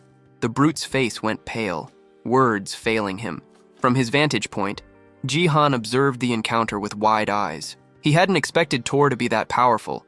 His plan was unfolding better than imagined. Meanwhile, deep inside the cave, the long-haired mercenary grew restless. None of his allies had returned from the other tunnels. Muttering curses, he finally decided to move. Pointing toward the path the larger fighter had taken, he ordered his group to follow that route. Back in the village, victory was already sealed. Every remaining invader had been captured and buried. Jihan turned to Tor, asking if his legs were holding up after the fight. The bull nodded, though the exhaustion showed. Even though the villagers outnumbered their enemies, many were injured. But Jihan refused to slow down now. He could sense more soldiers approaching from the cave's exit. He called to Tor again, ordering him to prepare the next line of defense. The bull grunted and began distributing weapons to everyone. He turns away and brings Tar, one of his strongest allies, over to speak with him. Jihan then reveals a heap of weapons and has them handed out to every soldier. The fighters step forward and take their new gear without delay. At this stage, every ally is armed and ready to fight. Once he confirms that preparations are complete, Jihan triggers his special skill, known as the Eye of the Ruler. Through this power, he clearly sees that the attack strength of the group has nearly doubled. The white-haired boy feels genuine satisfaction and surprise at how effective it is. At the same time, a team of humans advances toward the village camp. Their leader feels unsure, certain that the hideout was meant to be there. Still, something feels wrong, since the entire area is silent. Moments later, he faces a disturbing sight as several people are found buried in the ground. Shock freezes him, his mind unable to grasp what took place. Behind him, his companions panic when they notice the scene. The leader soon realizes that every buried person is still alive. He tries to call out to the hostages and intends to free them, only to notice that the ground is riddled with holes. Before he can move closer, 2 rabbits leap at him swinging clubs. Right then, a piercing scream echoes across the canyon. Elsewhere, another squad of warriors rushes ahead. Their leader grows irritated, aware that without a map they have no sense of direction. One of the men points out a passage, claiming it is the correct route. He also notes that beyond it lies a fork in the road. The leader quickly senses danger and signals for everyone to keep their distance. One of the men reacts too late as the ground begins to crumble. As the floor trembles, a warrior loses footing and falls. Yet the mechanism fails to activate fully, leaving the entire group baffled. Confusion spreads as one man questions why the trap did not work. Without hesitation, the leader tightens his grip on his spear and takes action. Using force, he strikes the ground to test it. To his surprise, the surface is solid stone, raising doubts in his mind. With a bitter laugh, he realizes that only the cave entrance was rigged. The realization angers him, knowing he had been led around on purpose. A cruel grin forms as he swears to destroy every enemy he finds. Moments later, one of his men rushes in, exhausted and barely able to speak. The report comes that the passage through the central tunnel has finally been located. The leader's expression hardens as he absorbs the information. Back in the village, word spreads that all captures have been completed successfully. Jihan acknowledges his allies' efforts and approves of how the prisoners were secured. The white-haired boy then explains that at the fork, a wall can be broken down. By doing this, a hidden route was opened that connected back to the entrance. This strategy ensured the group gained enough time to fully prepare for the coming battle. Jihan understands that lasting a bit longer is all it takes to secure victory. Even so, one of the captives buried in the ground starts to mock him. The man claims everything will end once their older brother finally shows up. He goes on to expose that their true leader is Scream Spike, someone far stronger than the rest. Without warning, a girl steps in and kicks the captive in the face, cutting him off. She quickly reports to Jihan that she counted 60 enemies, with only 5 still able to fight on their side. Jihan works it out in his head, judging that the remaining bandits, including their leader, number around 60. He knows his group is at a clear disadvantage, having already fought twice and grown tired. Still, those battles gave them real experience. Because of that, everyone is tougher and mentally ready for what comes next. The white-haired boy shows confidence, aware that they have grown stronger. His only issue is that the new sword feels heavier than expected. Just then, heavy footsteps echo closer. Rhea senses the presence first and alerts everyone that the enemy has arrived. The buried captive grows excited and calls out for his older brother. The bandit chief scans his own men and treats them as useless. His attention then shifts to Jihan, suspecting the entire situation was a setup. Jihan throws the idea back, treating it as nothing more than solid planning. The bandit leader smiles, noting how bold the boy has become. He makes it clear that while the earlier wins were pleasant, a third victory will not happen. Jihan shows no concern and moves to put forward terms. The bandit leader immediately rejects the idea, insisting this is not negotiation, but coercion. Jihan raises his blade toward the man's brother and signals for all weapons to be dropped. He makes it clear that refusal will end in his brother's death. The bandit leader does not reply, his face stiff and unreadable. The captured man cries out in fear as Jihan recognizes how cruel the move is. Still, he knows this is not a moment for honor and questions whether the enemy will comply. Against all expectations, the bandit chief releases his spear, letting it hit the ground. Instead of surrendering, he begins chanting, activating a strange power. Jihan is caught off guard, having never expected this response. A purple glow spreads over the bandits, and the skill name Scream Spike becomes clear. Jihan quickly understands that it is a wide-range buff that raises the strength of allies. Even without numbers, his companions immediately feel the surge in enemy power. The shift is extreme, and Jihan realizes just how much their combat ability has jumped. The bandit leader roars for a full assault. The clash begins at once, and the empowered bandits start to control the field. During the chaos, one of Jihan's allies is forced to fight someone far bigger. The enemy strikes hard and wounds one of the small rabbits during the exchange. Watching this, another rabbit snaps and smashes the attacker with a club. Though hurt, the enemy grips his arm, glaring at the two rabbits standing before him. Another bandit, eyes glowing, mocks them, questioning if they are ready to give up. The two rabbits shake in fear, overwhelmed by the pressure. The opponent suddenly grabs one of them and laughs cruelly, clearly enjoying the moment. Tar suddenly enters the battlefield and swings his massive hammer, sending one of the bandits flying through the air. At the sight of the giant, the enemies quickly throw ropes, aiming to restrain Jihan's ally. The ropes coil around Tar's body and weapon, nearly locking him in place. Several opponents pull together with all their strength, trying to drag him down. The Minotaur struggles to hold his ground, but the combined force eventually pulls him to the floor. With the giant pinned, the bandits move in, ready to deal a killing strike. They close in around Tar and urge everyone to strike the giant at once. Right then, flaming sheep are hurled into the crowd of bandits. At the same time, small creatures are launched as makeshift weapons toward the archers. Jihan quickly understands that despite better gear and hard-earned experience, his side is losing control of the fight. Concern takes over as the white-haired boy searches the field for Rhea. Elsewhere, Rhea narrowly avoids a strike and counters by kicking an enemy's arm. She lands, only to find herself surrounded by several bandits laughing at her. Her breathing grows heavy, exhaustion clear as her enemies watch closely. With her face tight from fatigue, she bites her lip and braces herself for what might come. From a distance, Jihan sees that his ally has reached her limit. One of the bunny girls is struck as well, crashing to the ground and suffering severe injury. Jihan pushes himself up, realizing that if this continues, defeat is certain. With steady resolve, he decides the only way forward is to take down the enemy leader. Locked onto that goal, he spots the bandit boss shouting commands across the field. Nearby, one of the bandits moves in to finish Tar, but Jihan closes the distance. Seeing this, the white-haired boy calls out to his giant ally, who meets his gaze. In that instant, Jihan recalls a talk from before the battle. In that memory, he asked Tar to hold back his final form until receiving a sign. Returning to the present, the giant understands his master's intent and readies himself. One of the enemies yells in anger, urging his men to end the giant on the ground. Several henchmen lift their weapons together, preparing to strike. Jihan then gives the signal, shouting for Tar to unleash his power. The Minotaur rises as energy surges around him, boosting his defense and vitality by half. With his ally transformed, Jihan lets out a cry, and the two charge side by side. The white-haired boy knows they have only 3 minutes before the plan moves to its next stage. Their target is clear, and the bandit leader must be captured within that window. The enemy chief, however, shows no fear, and stands with a mocking grin. In answer, the giant roars, gathering strength for a decisive strike. With rage burning in his eyes, he lashes out using the whip fixed to his arm. The impact sends one henchman flying while screaming in pain. Still, the bandit leader calmly grabs the rope and orders the giant to stop.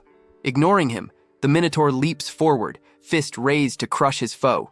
The enemy dodges swiftly, and the punch slams into the ground, kicking up dust.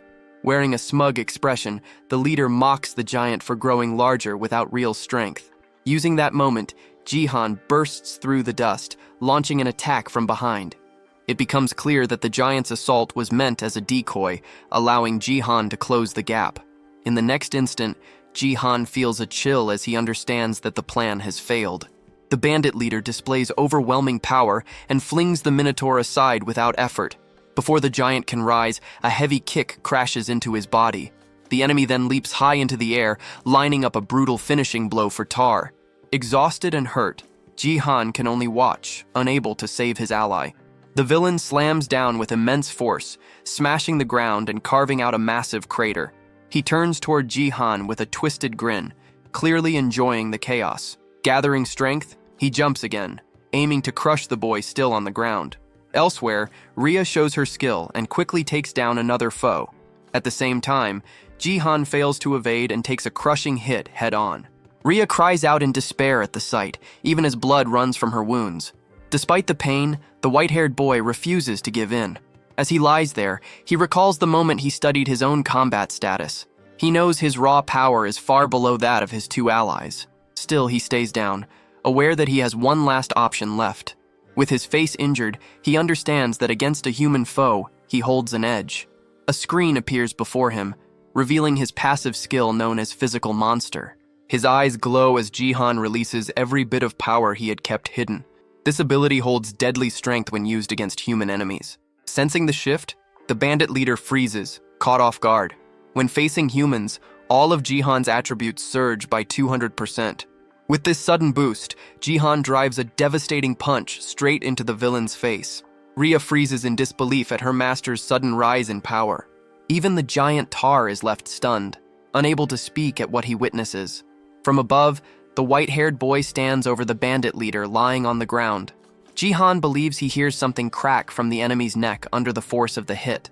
Yet to his shock, the bandit leader slowly pushes himself up, acting as if nothing happened. Blood runs down the villain's face as he wears a mocking grin, repeating that there would be no third victory. The look in his eyes is unstable and twisted. Jihan feels despair creeping in, struggling to understand how such a monster can be beaten. The bandit leader suddenly grips Jihan's fist with crushing strength. The pressure is overwhelming, forcing the boy down to one knee without any chance to resist. Jihan braces himself with one hand on the ground, completely overpowered. With firm resolve, he tells himself that he cannot fall now. Still, the enemy seizes his head, preparing to end it. Using all his strength, the villain smashes Jihan's face into the ground without mercy. Jihan struggles, but the grip pins him down completely. Wearing a cruel smile, the bandit leader lifts Jihan's face so everyone can see. He wants his allies to witness the defeat of the village leader. The others watch in despair, crying out for their chief. Even Tar stands frozen in shock, unable to do anything to save his master. At that point, the Minotaur calls out toward Rhea as she rushes in to save Jihan. Before she can reach him, one of the bandits raises a crossbow to block her path. An arrow strikes her leg, yet she keeps moving despite the injury. Gritting through the pain, she forces herself forward, focused only on helping her master. Jihan notices her approach and feels a surge of concern for her safety. With his face pressed against the ground, he desperately tries to warn her of the danger. The bandit leader, convinced time has run out for them, announces that the end has come. He raises his voice to the field, making sure everyone hears what he has to say. With clear satisfaction, he declares the conflict finished and claims total victory. To seal it, he gives a final command to his men to burn everything down. Pinned and helpless, Jihan can do nothing but watch in horror. The henchmen carry out the order, hurling flaming torches into the village. Fire quickly spreads through the crops and stored harvest. Nearby haystacks ignite almost at once. The flames reflect in Jihan's eyes as despair fully takes hold of him. Not long after, one of the village homes is completely swallowed by fire. A bunny girl cries out in panic as the blaze spreads unchecked. With chaos everywhere, the villagers start fleeing to escape the flames. The bandits enjoy the destruction, tossing more torches without restraint. Two residents stand frozen, watching the fire with no hope left. The villain makes it clear that war was never as simple as Jihan believed. He reinforces the truth that the losing side always loses everything. Elsewhere, several bandits mockingly bind a child from the Tar race. The giant is forced to watch as friends and family are taken one by one. Amid the disorder, a rabbit girl tries to help a friend injured earlier in the fight. The villain makes it known that Jihan's base, along with everything he built, will be wiped out. With a hand tightening around Jihan's neck, he continues to mock his defeat. He then lifts the boy off the ground, making it clear that even his life will be taken. Even wounded, Rhea witnesses everything, powerless and overwhelmed. Jihan struggles to break free, but the grip on his throat is far too strong. The bandit leader questions whether the boy still refuses to surrender, treating the battle as finished. Jihan, however, refuses to yield, holding on to the belief that he cannot lose. In that moment, a brief memory surfaces. He recalls a woman smiling gently at him. He remembers her wish for her son to form bonds and befriend a girl. He remembers his goal of returning to that time and destroying the human faction. Driven by that memory, He forces out his resolve, declaring that he will not stop until his ultimate goal is reached.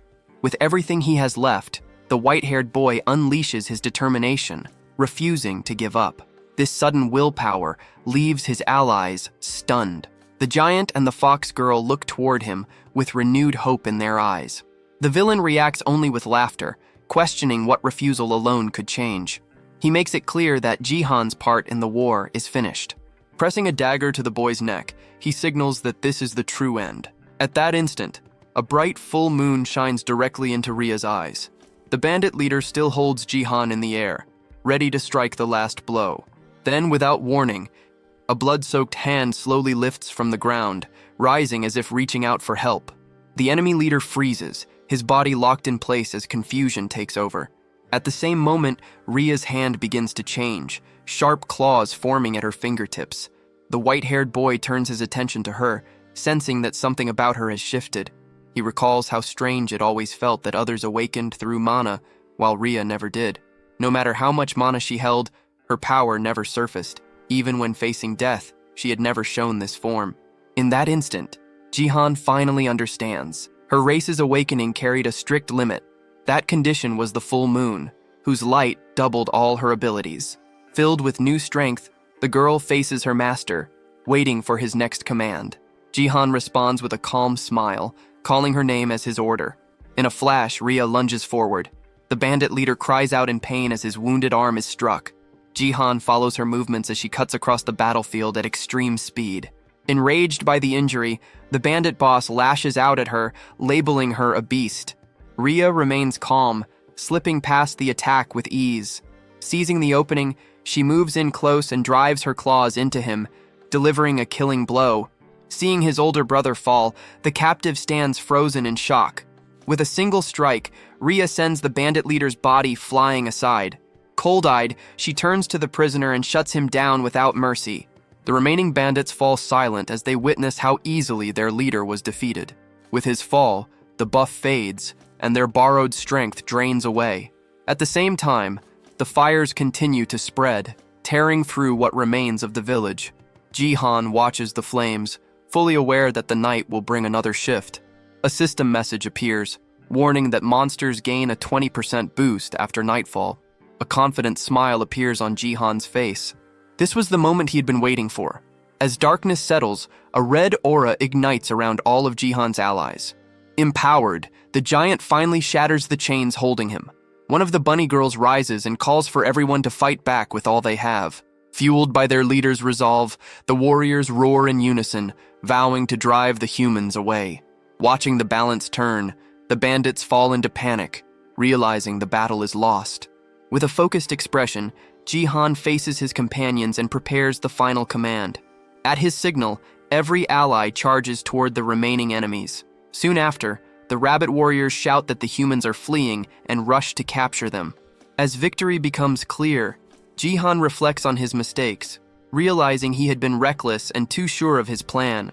Even exhausted, one of the bunny girls lifts her arms high, shouting that they finally won. Yet the first battle in this world ends in total ruin.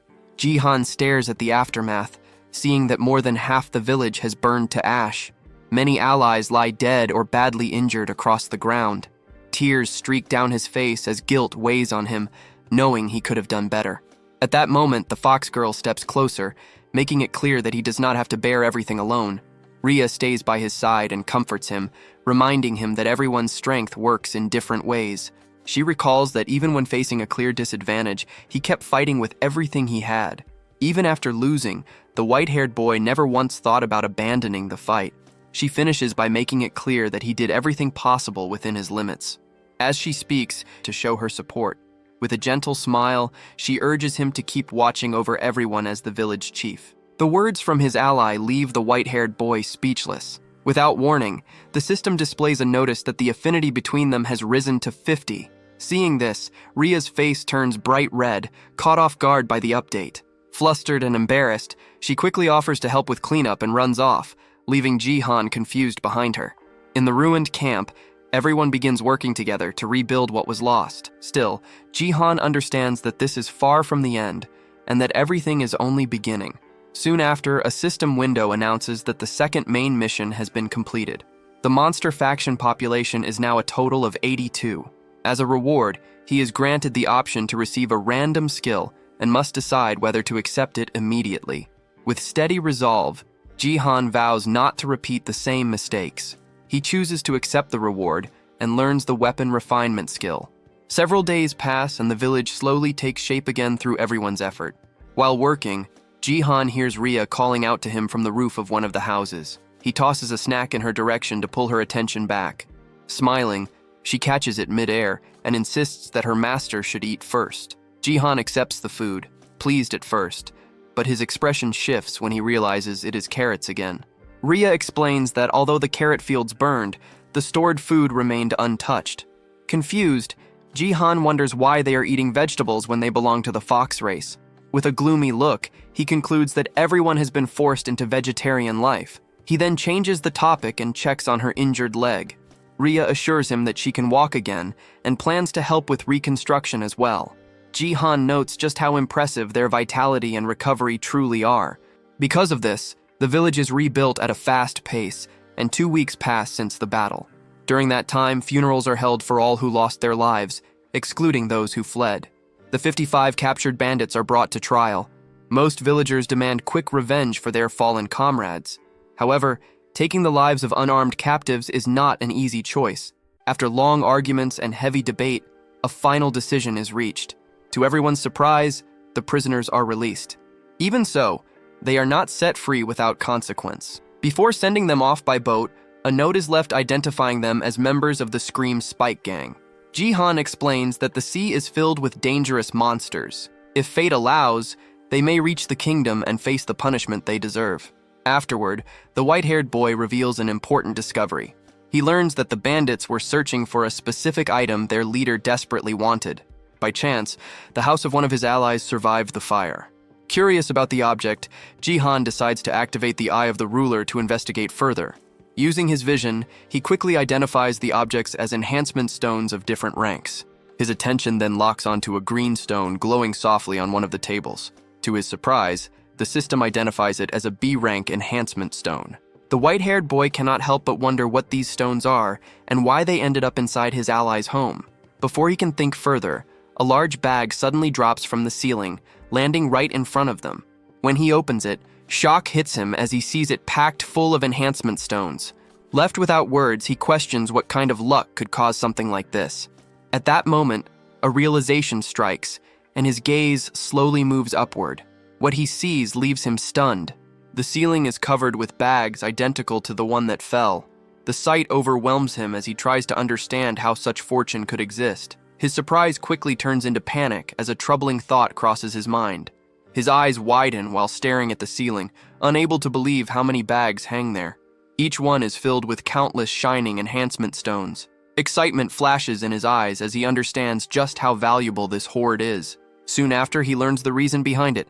Fox beast folk are naturally attracted to shiny objects like these stones. They see them as symbols of good fortune and often hide them inside their homes. The bandits must have known this tradition, which explains why they attacked the village. The truth hits him hard. This hidden treasure was the cause of the destruction.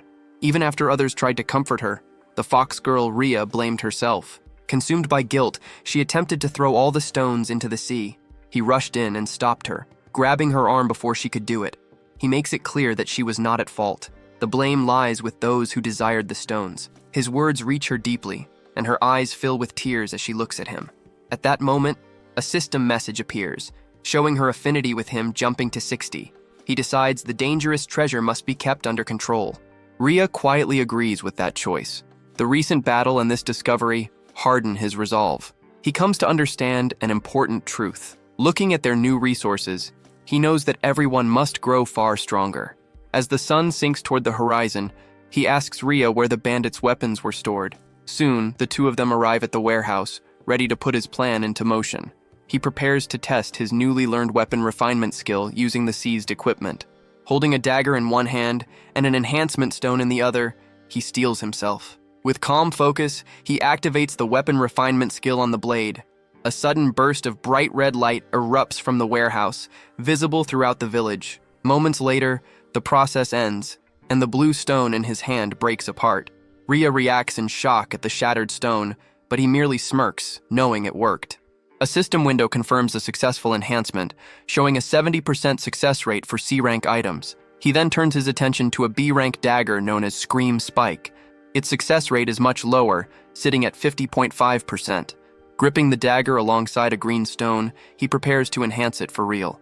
Outside, a rabbit girl carrying carrots notices strange flashes coming from the warehouse. Light continues to spill out, lighting up the entire village. He works through the night without pause, as red flashes keep bursting from the building. One weapon after another is refined, while the glowing light pours endlessly into the darkness.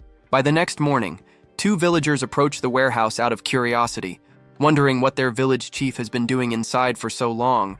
Ria also wakes up with a wide yawn, confused about why he is still locked in the warehouse. She walks in and finds him seated on the floor, surrounded by dust from more than 2,000 shattered stones. Ria immediately recalls that he was supposed to throw the stones into the sea, not use every single one of them. Anger flares as she realizes what he did. Furious over her destroyed lucky treasures, she grabs his head in frustration and shakes him. In the middle of it, he quickly stops her and explains that the enhancement was successful. Nearby lies a green glowing dagger, its power raised to +10.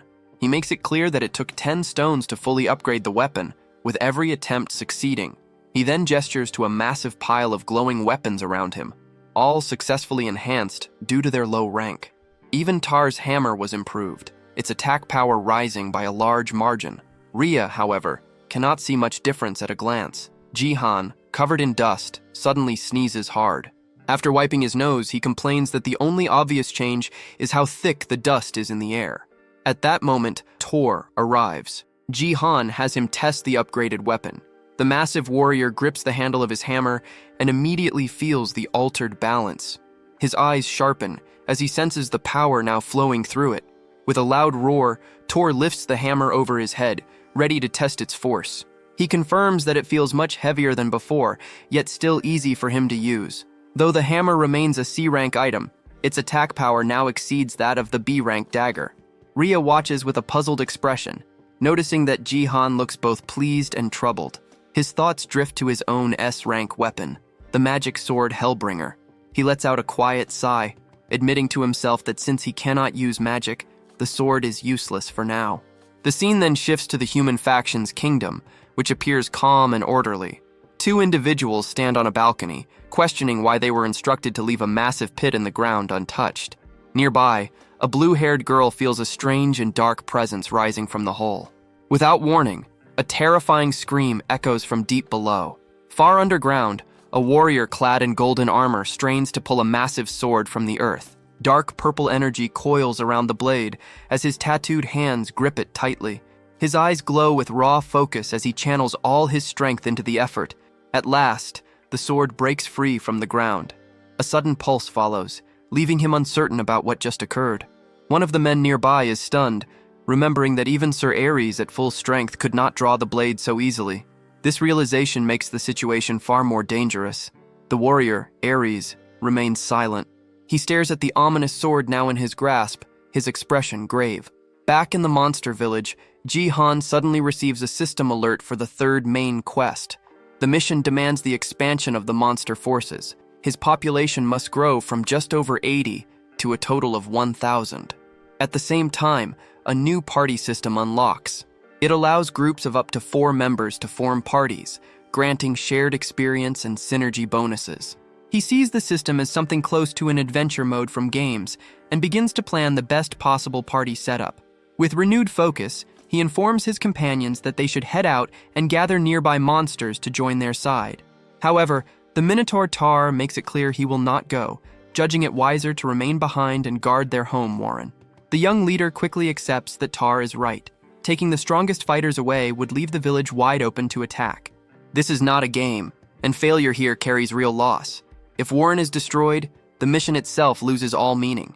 He understands that full party synergy requires filling all 4 slots. At the same time, the village must stay protected.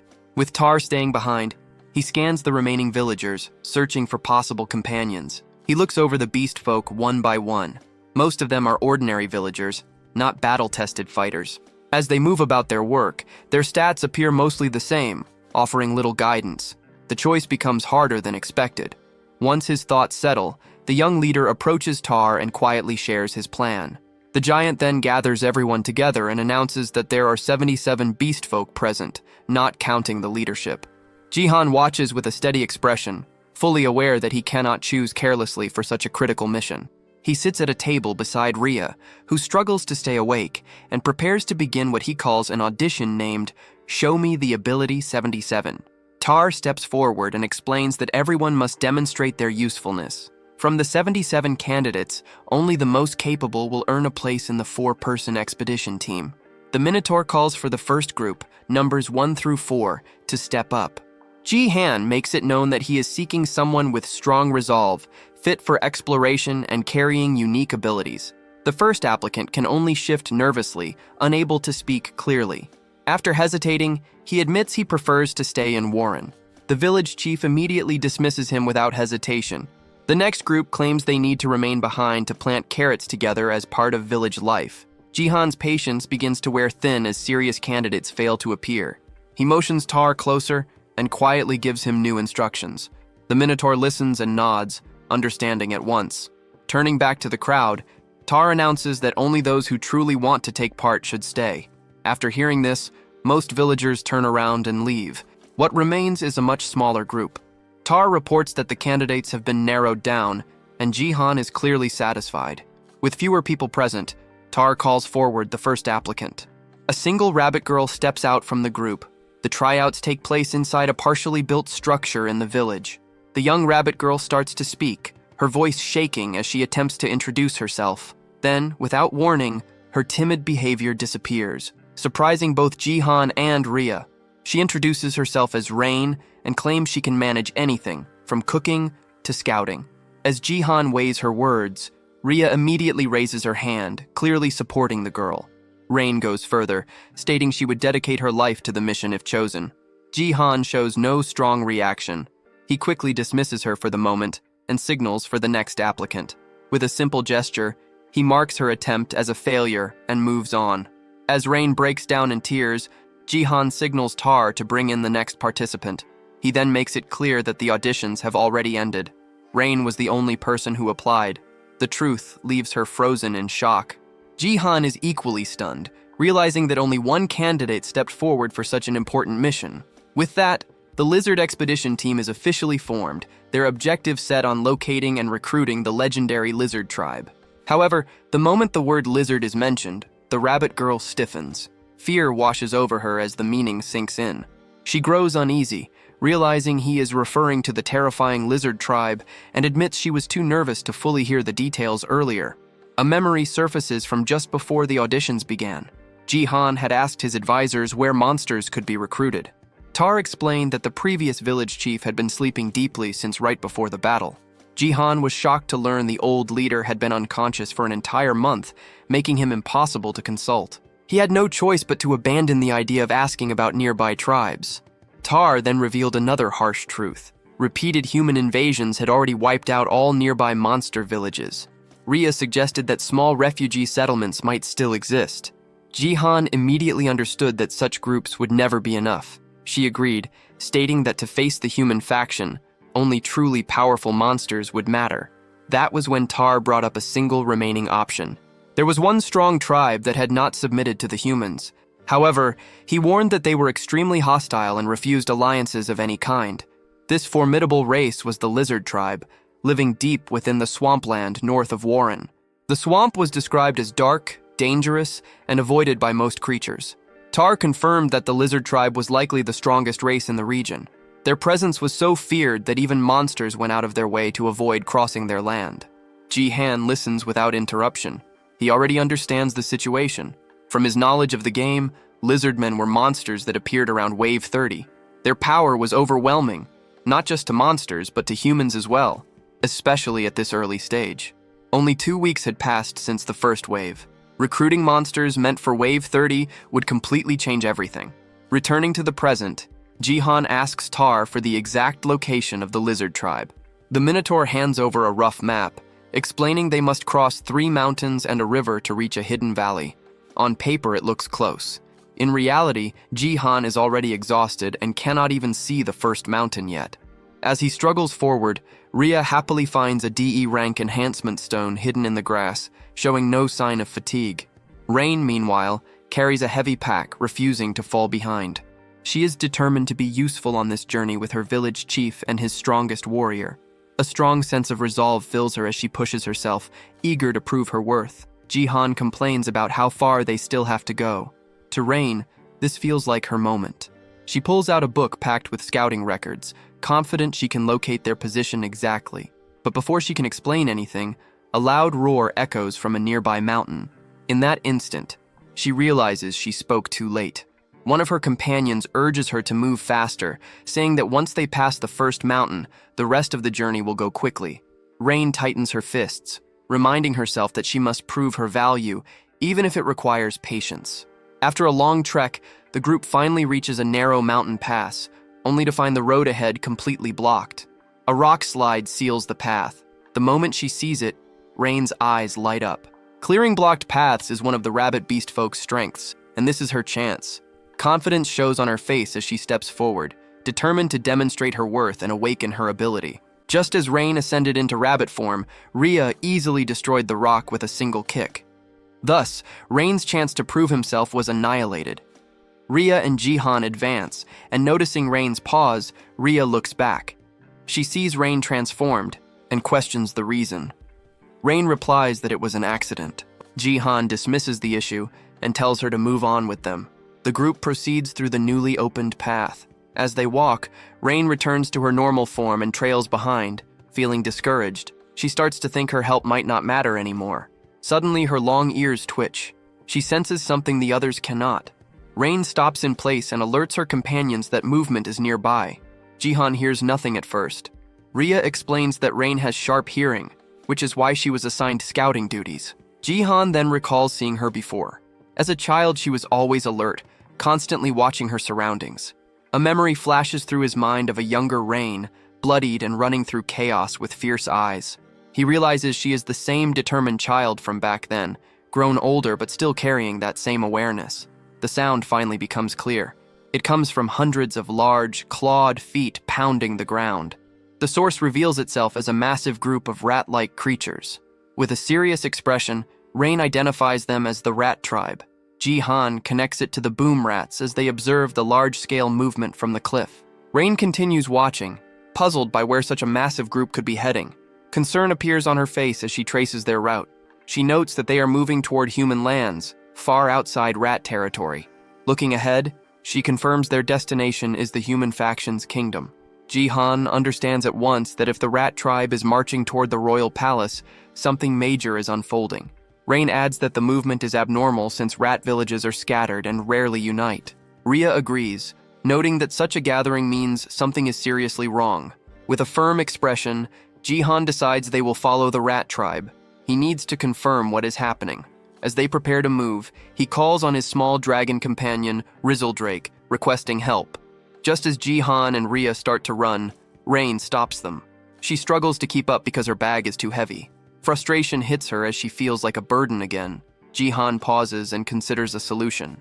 He reaches toward the oversized bag on the ground and activates his storage ability. In an instant, the bag vanishes. Rain stares in shock, assuming it must be some kind of magic.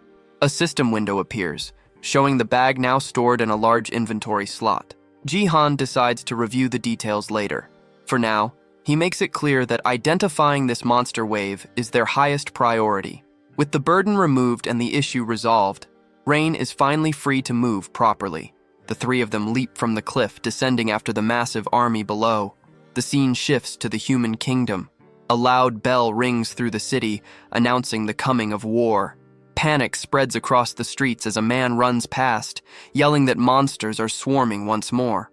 In response, armored knights quickly form ranks and begin marching through the city. Their commander, the warrior Aries, drives them forward, aware that nightfall is near. Citizens line the streets shouting for Sir Aries to defeat the monsters and keep them safe. Amid the crowd, a young girl asks her mother why monsters continue to attack. The woman explains that monsters are violent and irrational beings, and that humanity must grow stronger to survive. Close by, A blonde female knight listens silently, her expression cold and resolute. Elsewhere, the small red dragon Resildrake flaps its wings wildly, struggling to stay in the air. Watching from below, Rhea points out that they seem to be drifting the wrong way as both the leader and the dragon slowly descend. Jihan realizes he has reached his limit and may be too heavy for the small dragon to carry. Feeling apologetic, he accepts that they should descend more carefully from here on. Suddenly, Resildrake lets out a roar and loses all strength at once. Shock floods Jihan's face as they drop straight down. He screams as they fall, while his companions on the ground shout his name and rush after them. Their shadow stretches across the land below, growing larger with terrifying speed. A violent crash follows, as a massive cloud of dust and debris bursts outward on impact. At the center of a deep crater, Jihan sits clutching the dragon, checking if it is still alive. Relief washes over him when he sees Resildrake appears unharmed. He rises slowly, grateful for their endurance, but confusion sets in as he tries to figure out where they landed, assuming it must be near the kingdom. Then his eyes widen in pure horror. Something ahead steals the breath from his lungs. Rhea and Rain finally catch up, calling out to their village chief Jarun and asking if he is all right. Seeing his frozen expression, they ask what is wrong. He does not answer immediately. Jihan stands still, staring forward, unable to pull his gaze away from what lies before them. The ground ahead is covered with the bodies of the rat tribe. He confirms that every one of them is dead. The three stand in silence, overlooking a valley filled with death and ruin, trying to understand what could have caused this. As he examines the corpses, Jihan notices that most were killed by deep cuts and stab wounds from sharp weapons. His expression hardens as realization sinks in. This is the second time he has witnessed such a massacre. Once again, he finds himself standing before a field of lifeless bodies. The sight brings back a memory of the past, when he once stood before a shattered portal, surrounded by death and ruin. An image of his younger self flashes through his mind. Since arriving in this world, death has become a familiar presence. Back in the present, he finds it strange that the scene stirs no emotion in him, as if this kind of horror has always been normal. Rain covers her mouth in shock, recalling that she heard footsteps running from another direction only moments earlier. Without warning, a weak cough breaks the silence. The group quickly notices a lone survivor lying among the corpses. Jihan immediately signals Rain to bring her herbs. She responds at once as they hurry toward the injured figure. Kneeling down, she applies a healing salve to the wound. The rat creature offers a faint thanks, barely able to speak. Rain presses for an explanation, but the survivor hesitates, still shaken. Everyone gathers around him, waiting quietly as he stares at them with terror in his eyes. A memory grips the survivor. He recalls the face of a human warrior, a terrifying man marked by a single glowing blue eye. Trembling, he manages to say the word humans before his body locks up in rage and grief. Suddenly he screams in agony and lunges toward Rhea, accusing humans of slaughtering his people. Rhea stops him with ease, restraining him before he can strike. She forces him to look closely at them and settle down. The survivor turns his gaze to Jihan, confused. He notes that Jihan looks human, yet something about him feels monstrous. Rhea assures him that Jihan is not like the others. Jihan steps forward and explains that they followed the rat tribe. He asks the survivor to tell them what happened. With a serious look, he waits for the answer. The rat creature lowers his head and recalls how they were attacked by humans in armor. They were knights from the human kingdom. Hearing this, Jihan's eyes narrow as the weight of the truth settles in. A memory unfolds, showing the rat tribe facing rows of knights. The attack came without warning. The survivor remembers their leader giving an order, but his words are drowned out by screams and steel clashing. The scene turns brutal. Knights tear through the rat tribe without mercy. The rats are cut down one after another, unable to fight back. As his story ends, the survivor explains that the humans killed them all for no reason. Jihan and the others are left shaken. The vision shifts again. A rat messenger races through the darkening sky, flying with urgency. He lands roughly before the rat leader and delivers his report. 8 villages have already been wiped out by humans, his eyes burning with fury. The rat chief explodes in rage, questioning what crime his people committed to deserve this. He declares that they cannot endure it any longer. At the same time, atop the walls of the human kingdom, a commander orders the archers into position. Aries stands prepared beside the female knight. Together, they provoke the approaching monsters, daring them to come closer. The rat leader swells with rage, vowing revenge for every fallen comrade. A massive force of monsters from many tribes roars in response. United by fury and despair, the horde surges forward, charging straight toward the gates of the human fortress. Back in the present, the survivor explains that he was able to figure out the humans' motive by observing one specific man. This knight wore a ring on his lip and carried a look filled with hatred. Through him, the true reason behind the massacre becomes clear. The survivor remembers that knight walking calmly across the battlefield, paying no attention to the chaos or the dying around him. All the killing happened for one simple reason. He bent down and picked up a small purple stone from the ground. Jihan's expression hardens the moment he understands what it was, an A-rank enhancement stone. As night falls over the human kingdom, the sky sinks into a dark, heavy blue. The female knight watches the horizon and notes that the sun has fully set. This marks the start of the battle. The rat army's eyes ignite with purple light as darkness strengthens them. A system notice explains the change.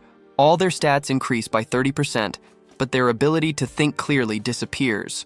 From the castle walls, the human commander gives the order. Archers unleash a massive wave of arrows, blackening the sky as they fall toward the charging monsters. The arrows strike deep, piercing rat after rat. Even so, driven by rage and empowered by night, the horde keeps moving forward. The commander then shifts tactics and orders the archers to focus on the monster at the front. A warrior steps forward on the wall, raising a shining golden sword. He prepares a skill and releases a vast wall of fire. Flames surge outward, cutting off the monster's path. The rat leader stares into the fire, purple eyes glowing, showing no fear as the attack reflects back at him. Back in the present, the survivor completes his account. He explains that he used what little strength remained to confront the humans. A memory plays out of him standing weakly before the knights, begging them to stop the slaughter. He remembers clenching his teeth, forcing himself to show resistance despite pain and fear. The human knight simply turned away. He left without a second glance, abandoning the dying rats as if they were worthless. The survivor realizes that once the humans obtained what they wanted, the rest no longer mattered. Jihan listens without speaking. He feels no rage, only understanding. To him, this is simply how the world operates. His mind drifts back to his school days. He remembers being bullied, surrounded by classmates who only cared about using his father's influence for their own benefit. They pressured him, questioning why they had ever treated him kindly if he could not give them anything in return. He recalls how everyone was always measuring profit and loss, pretending not to see the truth. That lonely realization still lingers deep in his mind. From it, he learned one thing clearly. Humans will always put their own interests first, no matter the cost. On the battlefield, the human commander orders his archers to kill everything in sight as arrows continue to fall. Amid the fire and steel, one rat warrior pushes ahead with unbroken resolve. Spotting the leader of the rat tribe, the humans on the walls shout for every weapon to be aimed at him. The Rat King surges ahead, forcing smaller rats in front of him to block the endless rain of arrows. The female knight watches the advance, her face hard and focused. Arrows bury themselves into the Rat King's body, yet he ignores the wounds and pushes on toward the gate. His resolve is absolute. He intends to make the humans feel the pain and will of his tribe, even if it costs him his life. A bright blue energy begins to spark and gather around his body as he prepares a final move.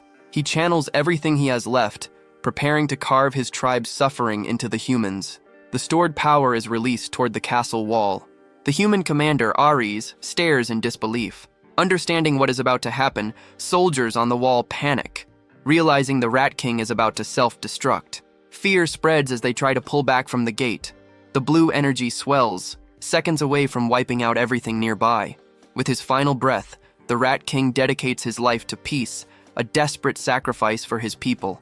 At that moment, the female knight draws her blade. She prepares her own skill and strikes. A beam of pure light erupts from her sword, colliding with the Rat King's attack. She activates her light sword dance, a flash strike meant to counter the explosion. The Rat King's eye twitches. In his final moments, he realizes with bitter clarity that his sacrifice will change nothing. A massive blast erupts at the castle gate, sending a shockwave across the battlefield. Far away, Jihan's group hears the explosion. Rhea confirms she heard it as well. Jihan explains that the Rat King was a boom rat, also known as a suicide rat, and that it just used its ultimate skill.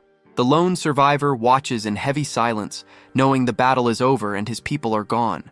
Jihan reflects on his knowledge from the game. By the 6th wave, boom rats were nothing more than minor threats to a single S-rank knight. Even if the self-destruction had fully succeeded, it would have only damaged the outer walls. The sacrifice was pointless. He wonders if the rats knew they would die and still chose to fight, simply to show the humans their pain and resolve. His teeth grind as he remembers that many of those killed were women and children who never fought at all. Jihan recalls Tar explaining why there were no strong male beast folk left in their village. The men had marched toward the human kingdom, swearing revenge, and never came back. Their families were left behind. Only now does Jihan fully understand. The monster attacks were not meaningless chaos. They were a direct result of human greed. A memory surfaces of the king telling him not to worry and to simply follow orders. Jihan clenches his fist, realizing that accepting that offer would have made him part of the same problem. He lets out a slow breath, feeling calm about his choice, even though his faction has changed. He knows he is still human. Like anyone else, he moves for his own reasons. His faction's goal is the destruction of the human faction, but his true drive is simpler. He wants to protect those he cares about. Turning to his companions, he admits that he never explained the real reason for seeking out the lizard tribe. His goal is to unite them and grow stronger, not just to survive, but for something larger. He makes one thing clear: the monster waves are not random. They are the result of unchecked human slaughter. If nothing changes, the killing will only stop when no monsters remain alive. With a renewed resolve, Jihan sets his goal. He will bring down the entire human kingdom before they can erase every monster from the land. His expression hardens with grim resolve as he accepts the role waiting for him in the coming war. He looks over his companions and makes it clear that reaching this goal will require their strength. The barren land around them reflects the recent tragedy, a harsh reminder of what is at stake. He explains that the path ahead will not be easy, but destroying the human faction is the only way they can survive. Rhea answers first, making it clear she always sensed that his hostility toward humans matched her own. She recalls the fight against the bandit leader, remembering how he refused to give in even when defeat seemed certain. Rhea follows, stating that a small village alone will never be enough. She agrees that to challenge the human faction, they must unite powerful monsters like the lizard tribe. Rain then steps forward. She speaks of Warren, where everyone watched their families die at the hands of humans. Memories of chaos and blood flood back as she recalls friends falling before her eyes. A brief vision shows a rabbit beast folk holding an injured companion as flames consume their village. Looking at the dead rat creature nearby, Rain admits they were powerless against the human attacks. Still, she recognizes that he led them to victory against the bandits and protected their home. Rhea moves closer, fixing him with a firm and serious stare. She states that if tearing down the human kingdom is the only way to bring peace, she will follow him without hesitation. Jihan is caught off guard by her loyalty and deeply moved, quietly calling her name. Rain raises her hand next, eager to offer her support. She announces she will help as well, flexing her arm with forced confidence and a determined smile. She reveals that her parents died shielding her and her brother from humans. With sadness, she adds that her brother has since passed, joining them. Her fists tighten as she admits she once believed it was hopeless, knowing her race was seen as weak and fragile.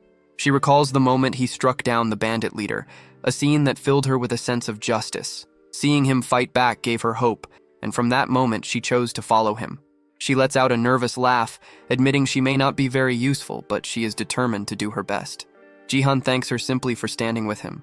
Her eyes brighten with relief and joy.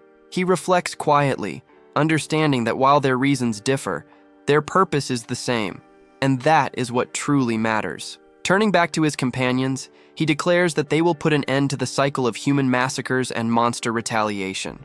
Rhea watches him with steady resolve, prepared to walk this harsh road beside him. With renewed determination, Jihan sets their final aim, to break the chain of hatred and bring peace back to the world. Even if their motivations differ, their shared goal binds them together. He reinforces that they must end the endless loop of human slaughter and the monster attacks that follow as Rhea listens, fully aware that their mission is to shatter the cycle of hatred once and for all. He completes his declaration, committing himself to bringing peace back to this world for everyone. At that moment, another voice calls out, stating a wish to stand with them. The remaining survivors of the rat tribe slowly step out from the shadows, moving through the field of bodies. They gather before the group, asking to join their side as more survivors reveal themselves one after another. Later, Jihan learns the reason behind their sudden trust. The cautious rats had been listening to the entire conversation from a distance. One especially large rat steps forward, its size catching Jihan off guard. Ria immediately begins treating the wounded survivors, signaling the large rat covered in bandages to wait. Once the injured are cared for, they hold a quiet ceremony to burn the bodies of the fallen. At the same time, the human kingdom has already pushed back the sixth wave and begun clearing the battlefield. Knowing they are running out of time, Jihan understands they must reach the lizard folk before the kingdom grows even stronger. The next morning, sunlight rises over the land, marking the beginning of a new journey. Jihan hands the new rat tribe chief a map, instructing him to search for Taro in a cave while the group is away. As the expedition departs in search of the lizard folk, the new chief watches them leave, map in hand. He looks down at the rough, childish drawing, completely confused by it. A system window appears, confirming the addition of 67 new members and updating the quest progress. After parting from the rat tribe, the group heads toward the swamp, where the lizard folk are said to live. Along the way, they stop at a river. While his companions play nearby, Jihan suddenly sinks beneath the water. He flails desperately, calling for help as the others rush in. Realizing the detour has taken its toll, they pull him out and press on his stomach until he coughs up the water he swallowed. Despite the harsh journey, they continue making progress toward their goal. Later, they encounter a wild goblin standing guard at the entrance of a cave. Jihan decides to recruit it, handing over the same crude map he previously gave the rat chief. The goblin stares at it in total confusion. A system notification appears, confirming the successful recruitment of 40 goblins into his faction. They soon encounter the Taro tribe, and Rain is surprised to recognize the muscular beastmen she once knew. After another successful recruitment, 12 more members join the growing faction. Their journey is suddenly halted by the appearance of a massive, squishy blue slime. Jihan is stunned to realize it is the Slime King, the boss of the seventh wave, leading its kind straight toward the human kingdom. He runs forward and spreads his arms, desperately trying to stop them. The Slime King continues moving and absorbs Jihan into its soft body. He struggles inside before pushing himself free, warning that heading that way will lead to their deaths. It turns out the slimes had lived peacefully in a cave near the river until humans forced them out. They were simply migrating to find a new home, unaware their chosen path would lead to destruction. Jihan offers them another route to a much larger cave, showing the Slime King his simple map. After a long discussion, he finally convinces the slimes to follow him instead and join his faction. His faction count surges by 793 members, leaving him only 6 short of his goal of 1,000. As the sun sinks low, Jihan is completely worn out, complaining that he cannot take another step, and Ria agrees with him. Just as they consider stopping altogether, Rain notices something in the distance and points it out with excitement. The group looks ahead and sees 2 massive mountain peaks outlined by the setting sun. Standing at the edge of a cliff, they realize they are finally close to the land where the lizard folk are said to live. Jihan's stomach growls loudly, and he decides they should rest for the day and eat something. Hearing his complaints about hunger, Rain treats it as her chance to be useful. She eagerly pulls out a bag, proudly revealing that she carried fresh food all the way from Warren. When she opens it and reveals a bundle of carrots, Jihan groans in disappointment at seeing the same meal again. He grumbles that he is sick of carrots and wonders if there is anything else edible in such a large forest. Ria quietly extends her hand, offering him something she gathered nearby. He looks down and recognizes the small red fruits resting in her palm as wild berries. He eats one, and his expression changes immediately as the sweet taste spreads across his tongue. Relief and joy wash over him as he enjoys real sweetness after so long. He asks Ria if she already knew about the berries, and she confirms it casually. Rain then suggests cooking the carrots instead of eating them raw. Excited by the idea of a warm meal, Jihan agrees without hesitation, which makes the bunny girl beam with joy. Before long, a familiar and comforting smell drifts through the air as food simmers over the fire. Rain presents a large steaming pot, clearly proud of her work. Jihan is shocked to recognize the dish as soybean paste soup, and both he and Ria find it surprisingly delicious. Curious, he asks where she got the soybean paste. She explains that cooking is her hobby and that she made it herself. Suddenly, Jihan calls out to Rain after noticing something strange. He wonders if she just bit into a rock. She nervously explains that she sensed something moving in the darkness. At that moment, a new scent draws her attention, and she turns her head with a confused look. Two enormous ogres step out from between the trees, one of them muttering that he also bit something hard earlier.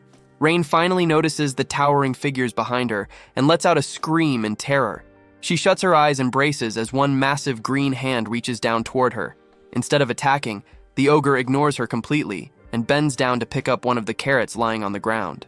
Jihan watches closely and notices that both ogres are covered in scars and fresh wounds. He realizes they were drawn in by the smell of food, not looking for a fight. One of the ogres stares at the soup pot, sniffing the air with open curiosity. Trying to gather her courage, the bunny girl lightly pushes against the giant's leg to get its attention. The creature crouches low, eyes locked on the pot, while Jihan looks on in confusion. Suddenly, the ogre reaches straight into the fire and grabs the pot with its bare hands. A second later, it drops the pot and screams in pain, shaking its badly burned hands wildly. Jihan watches the scene in silence, wondering how creatures with such low intelligence manage to survive at all. At the same time, he begins to rethink his plans about recruiting ogres. As the creatures bend down and start eating the spilled soup, Jihan lets out a tired sigh, worried this unexpected stop will slow them down. Deciding to judge them properly, he activates a skill, and a purple mark glows inside his eye. The result shocks him. Both ogres are high-level B-class monsters, far more dangerous than they appear. Showing surprising strength, one ogre casually lifts the still hot pot again, ignoring the heat completely. Unnoticed by the group, a hooded figure observes everything from within the forest shadows. The ogre's sudden scream startles the watcher, causing the figure to drop a basket filled with apples. Jihan moves to speak, attempting to recruit the ogres into his expanding faction. Before he can finish, Rhea suddenly grabs his arm, her expression tense as she senses danger. In the next instant, she moves. Rhea jumps forward and blocks a sudden strike from the hidden observer. Her claws snap out as she stops the attacker's blade head-on, demanding their identity. Jihan freezes as the hood falls back, revealing long, sharp ears. He realizes at once that the attacker is a dark elf, a race he believed no longer existed. The elf raises a hand, dark energy swirling tightly around it as a twisted spell forms. With a quick motion, the stranger touches Rhea's shoulder. The magic activates instantly. Darkbind surges through her body, locking her in place. Rhea cries out in rage, struggling, but her body refuses to respond. The dark elf lunges forward, sword aimed straight at the now defenseless Jihan. He shouts Rhea's name, panic clear on his face as the blade closes in. Without hesitation, he activates his abyss slot. Purple energy wraps around his hand, forming a blade just in time. He blocks the strike, steel and energy colliding in a spray of sparks. The elf recoils slightly, stunned by the weapon. An overwhelming magical force radiates from Jihan's blade. Jihan tries to understand why they are under attack, but the elf throws the same question back at him. The response leaves him completely lost. The dark elf tightens their grip and moves again. Their weapons clash once more as the fight turns serious. Jihan struggles to keep up, the elf's skill and raw power pushing him hard. The elf blocks his strike cleanly, their swords locking together. With brute force, the attacker breaks the bind and lifts their sword again. Jihan recognizes the posture instantly and prepares himself. A wave of dark energy erupts. Dark slash tears forward, ripping through trees and ground alike. Jihan barely avoids it. The attack crashes behind him, splitting the earth open in a violent explosion. He turns just in time to see the deep lie in the ground left behind. Breathing heavily, Jihan steadies himself, weapon ready. Across from him, the dark elf stands with blood running down their face. The elf is clearly shocked he survived the attack, but quickly suppresses the reaction. Jihan again demands an explanation. This time, the elf accuses them of harming the ogres. The claim leaves Jihan stunned. He struggles to understand what the elf means. Then he remembers the wounds covering the ogres' bodies when they first appeared. The dark elf points sharply at one ogre, demanding an answer for its burned hands and earlier scream. Jihan hurriedly tries to explain that the ogre burned itself by grabbing the hot pot. The explanation only makes things worse. The elf twists his words, fury rising, and brands him a liar. Desperate to clear up the misunderstanding, Jihan turns to the ogre and seeks confirmation. He asks the creature directly whether his group caused those injuries, and the ogre denies it. Jihan then faces the elf again, presenting the ogre's response as proof they were innocent. The elf remains unconvinced and questions the ogre once more, asking if Jihan's group was responsible for the harm. The elf accuses Jihan of taking advantage of the ogre's low intelligence, refusing to accept his explanation. The clash resumes as their weapons collide again, the fight growing more intense. Jihan moves with raw frustration, dark energy flaring around his blade as he yells, trying to force the elf to listen. The attacker's eyes widen when Jihan swings his energy-infused weapon. The strike lands cleanly, tearing into the elf's shoulder as Jihan shouts his innocence. A strange sensation spreads through him, and he realizes the blow was a critical hit. Blood splashes onto the grass, confirming how deep the wound is. The elf staggers back, gripping the injured shoulder and admitting the attack carried unexpected power. From the side, Rhea watches while still bound, straining against the magic holding her in place. She senses the spell weakening and knows her chance to break free is close. Before anything else can happen, the elf moves faster than sight, appearing behind Jihan in an instant. Darkbind is cast again, freezing Jihan where he stands. Rhea sees the spell take effect and warns him not to move, knowing he is fully exposed.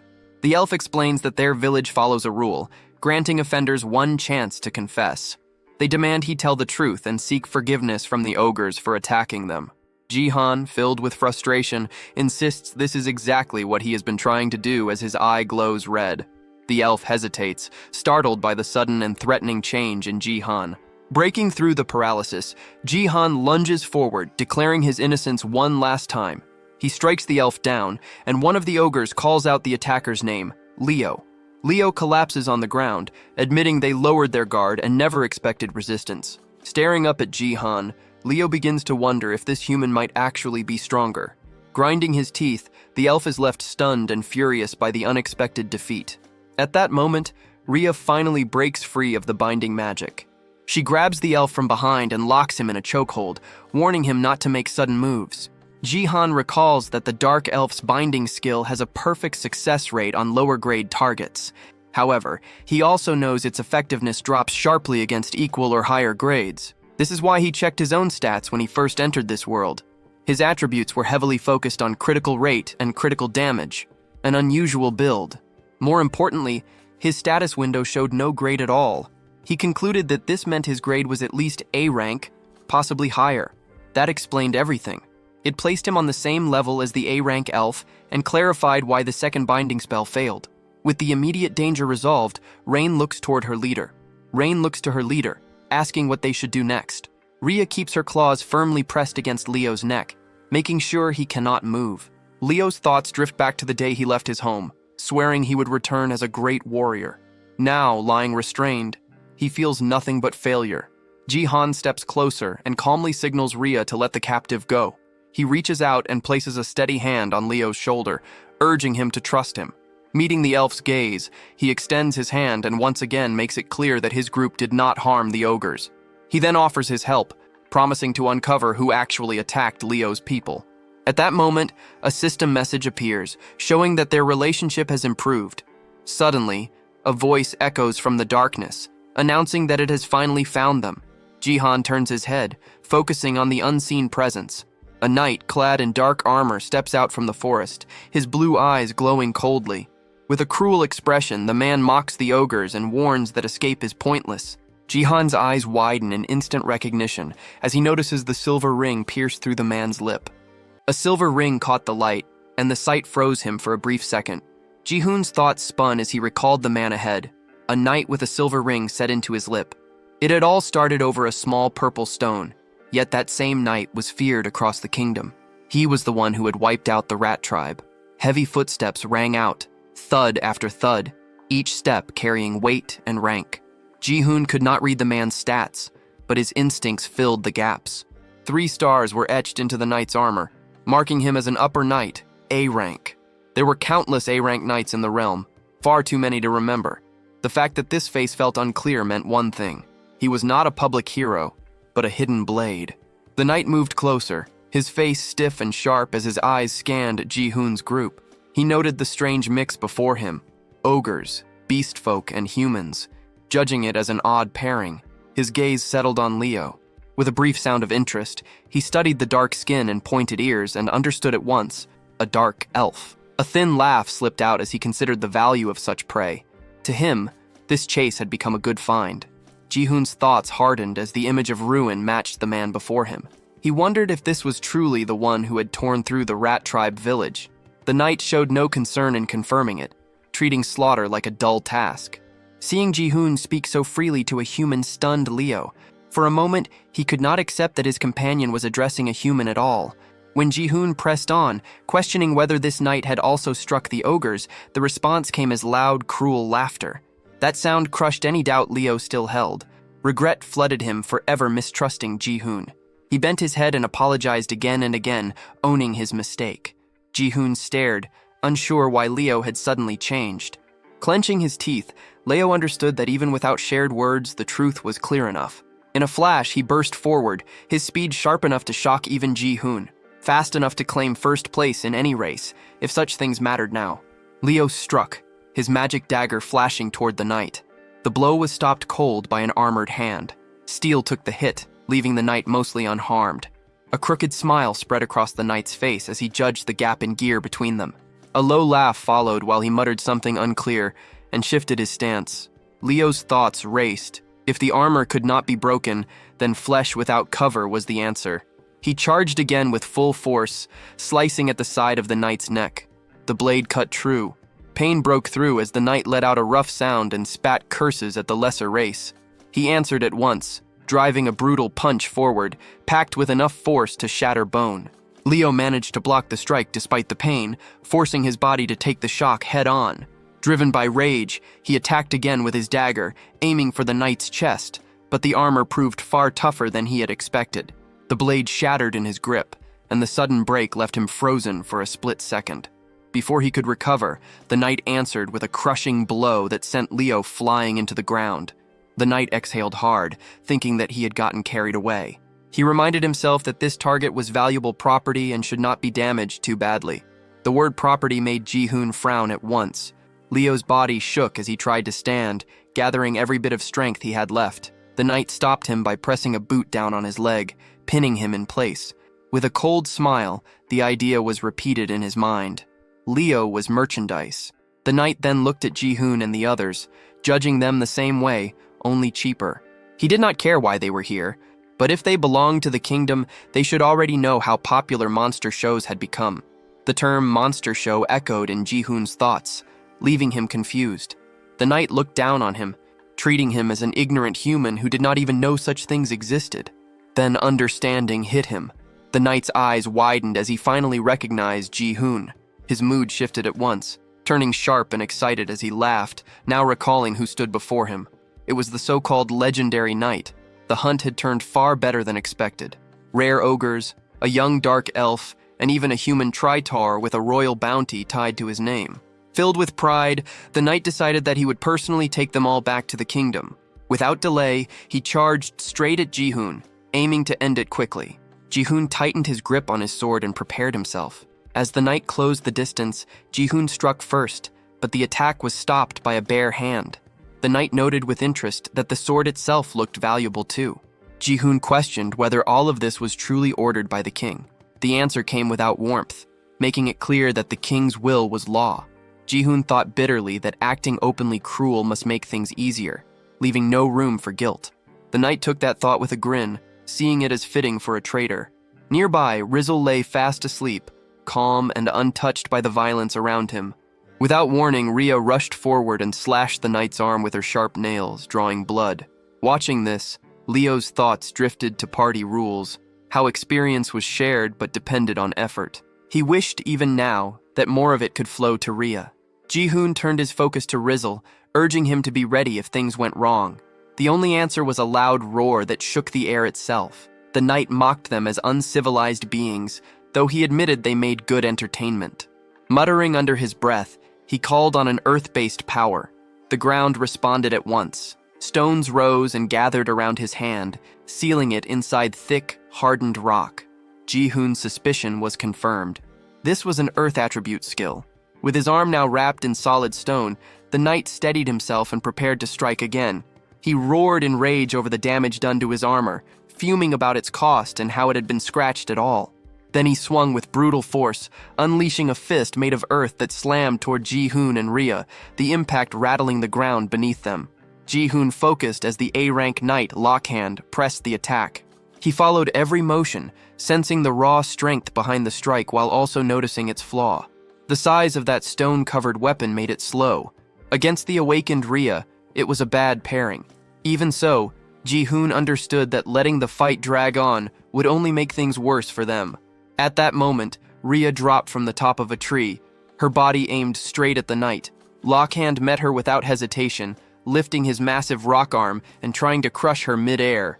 Rhea slipped past the blow, landing on a nearby beam and twisting her body.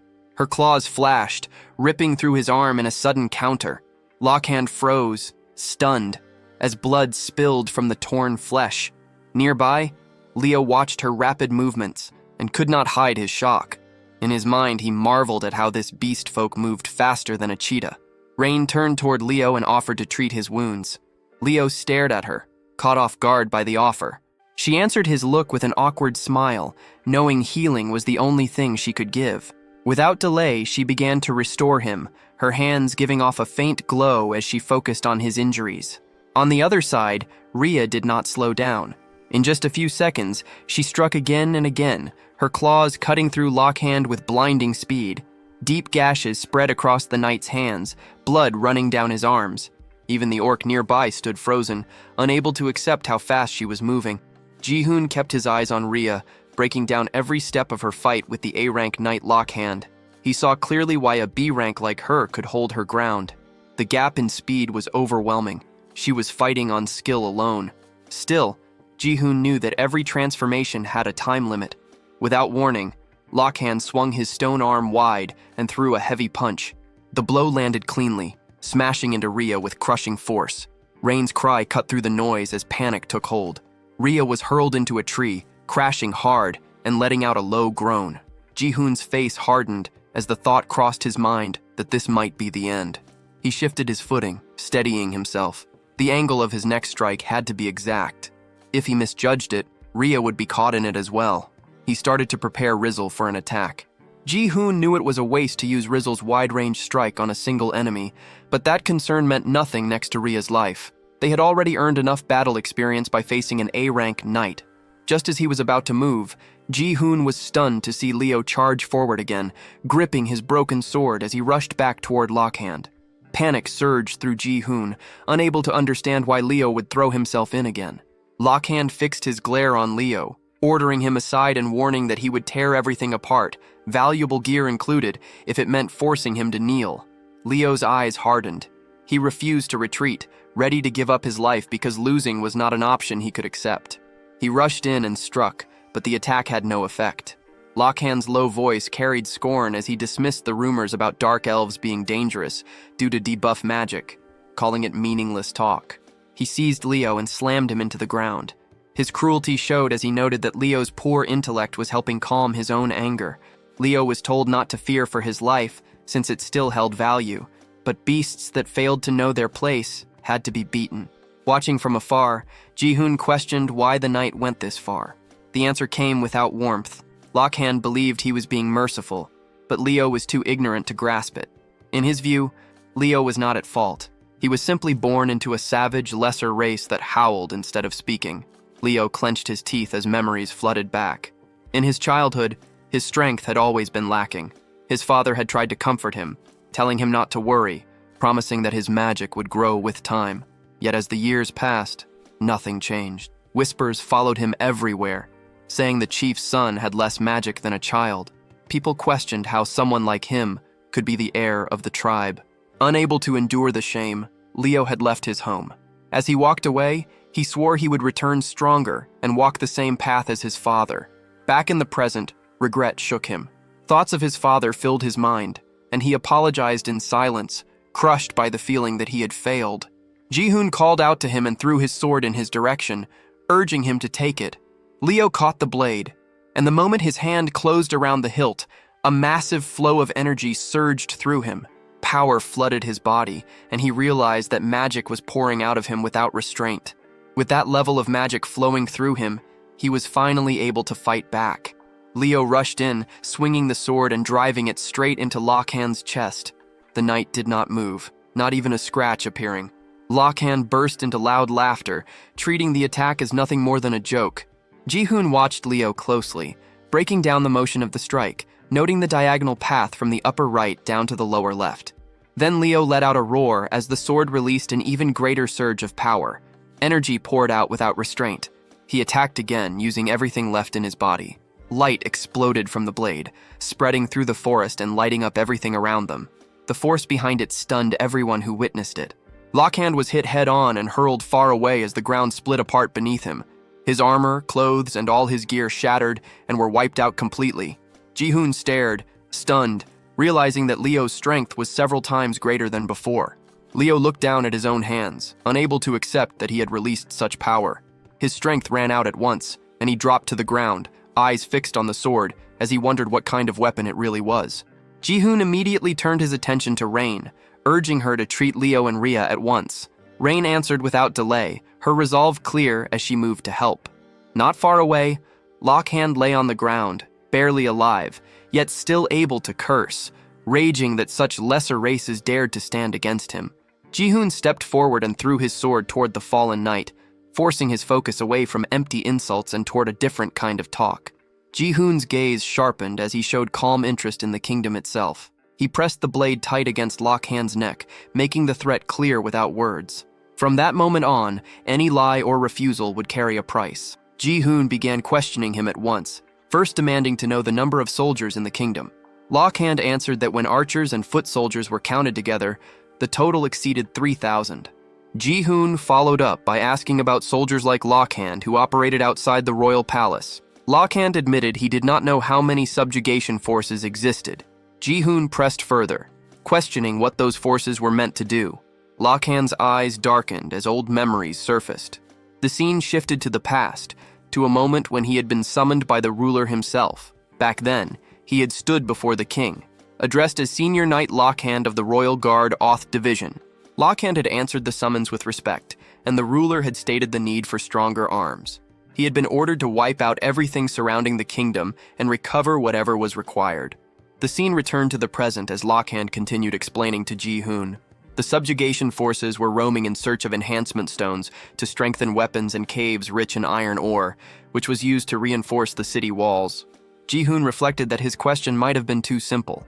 From what he knew of knight defense systems, expeditions existed for gathering items like enhancement stones and grade stones.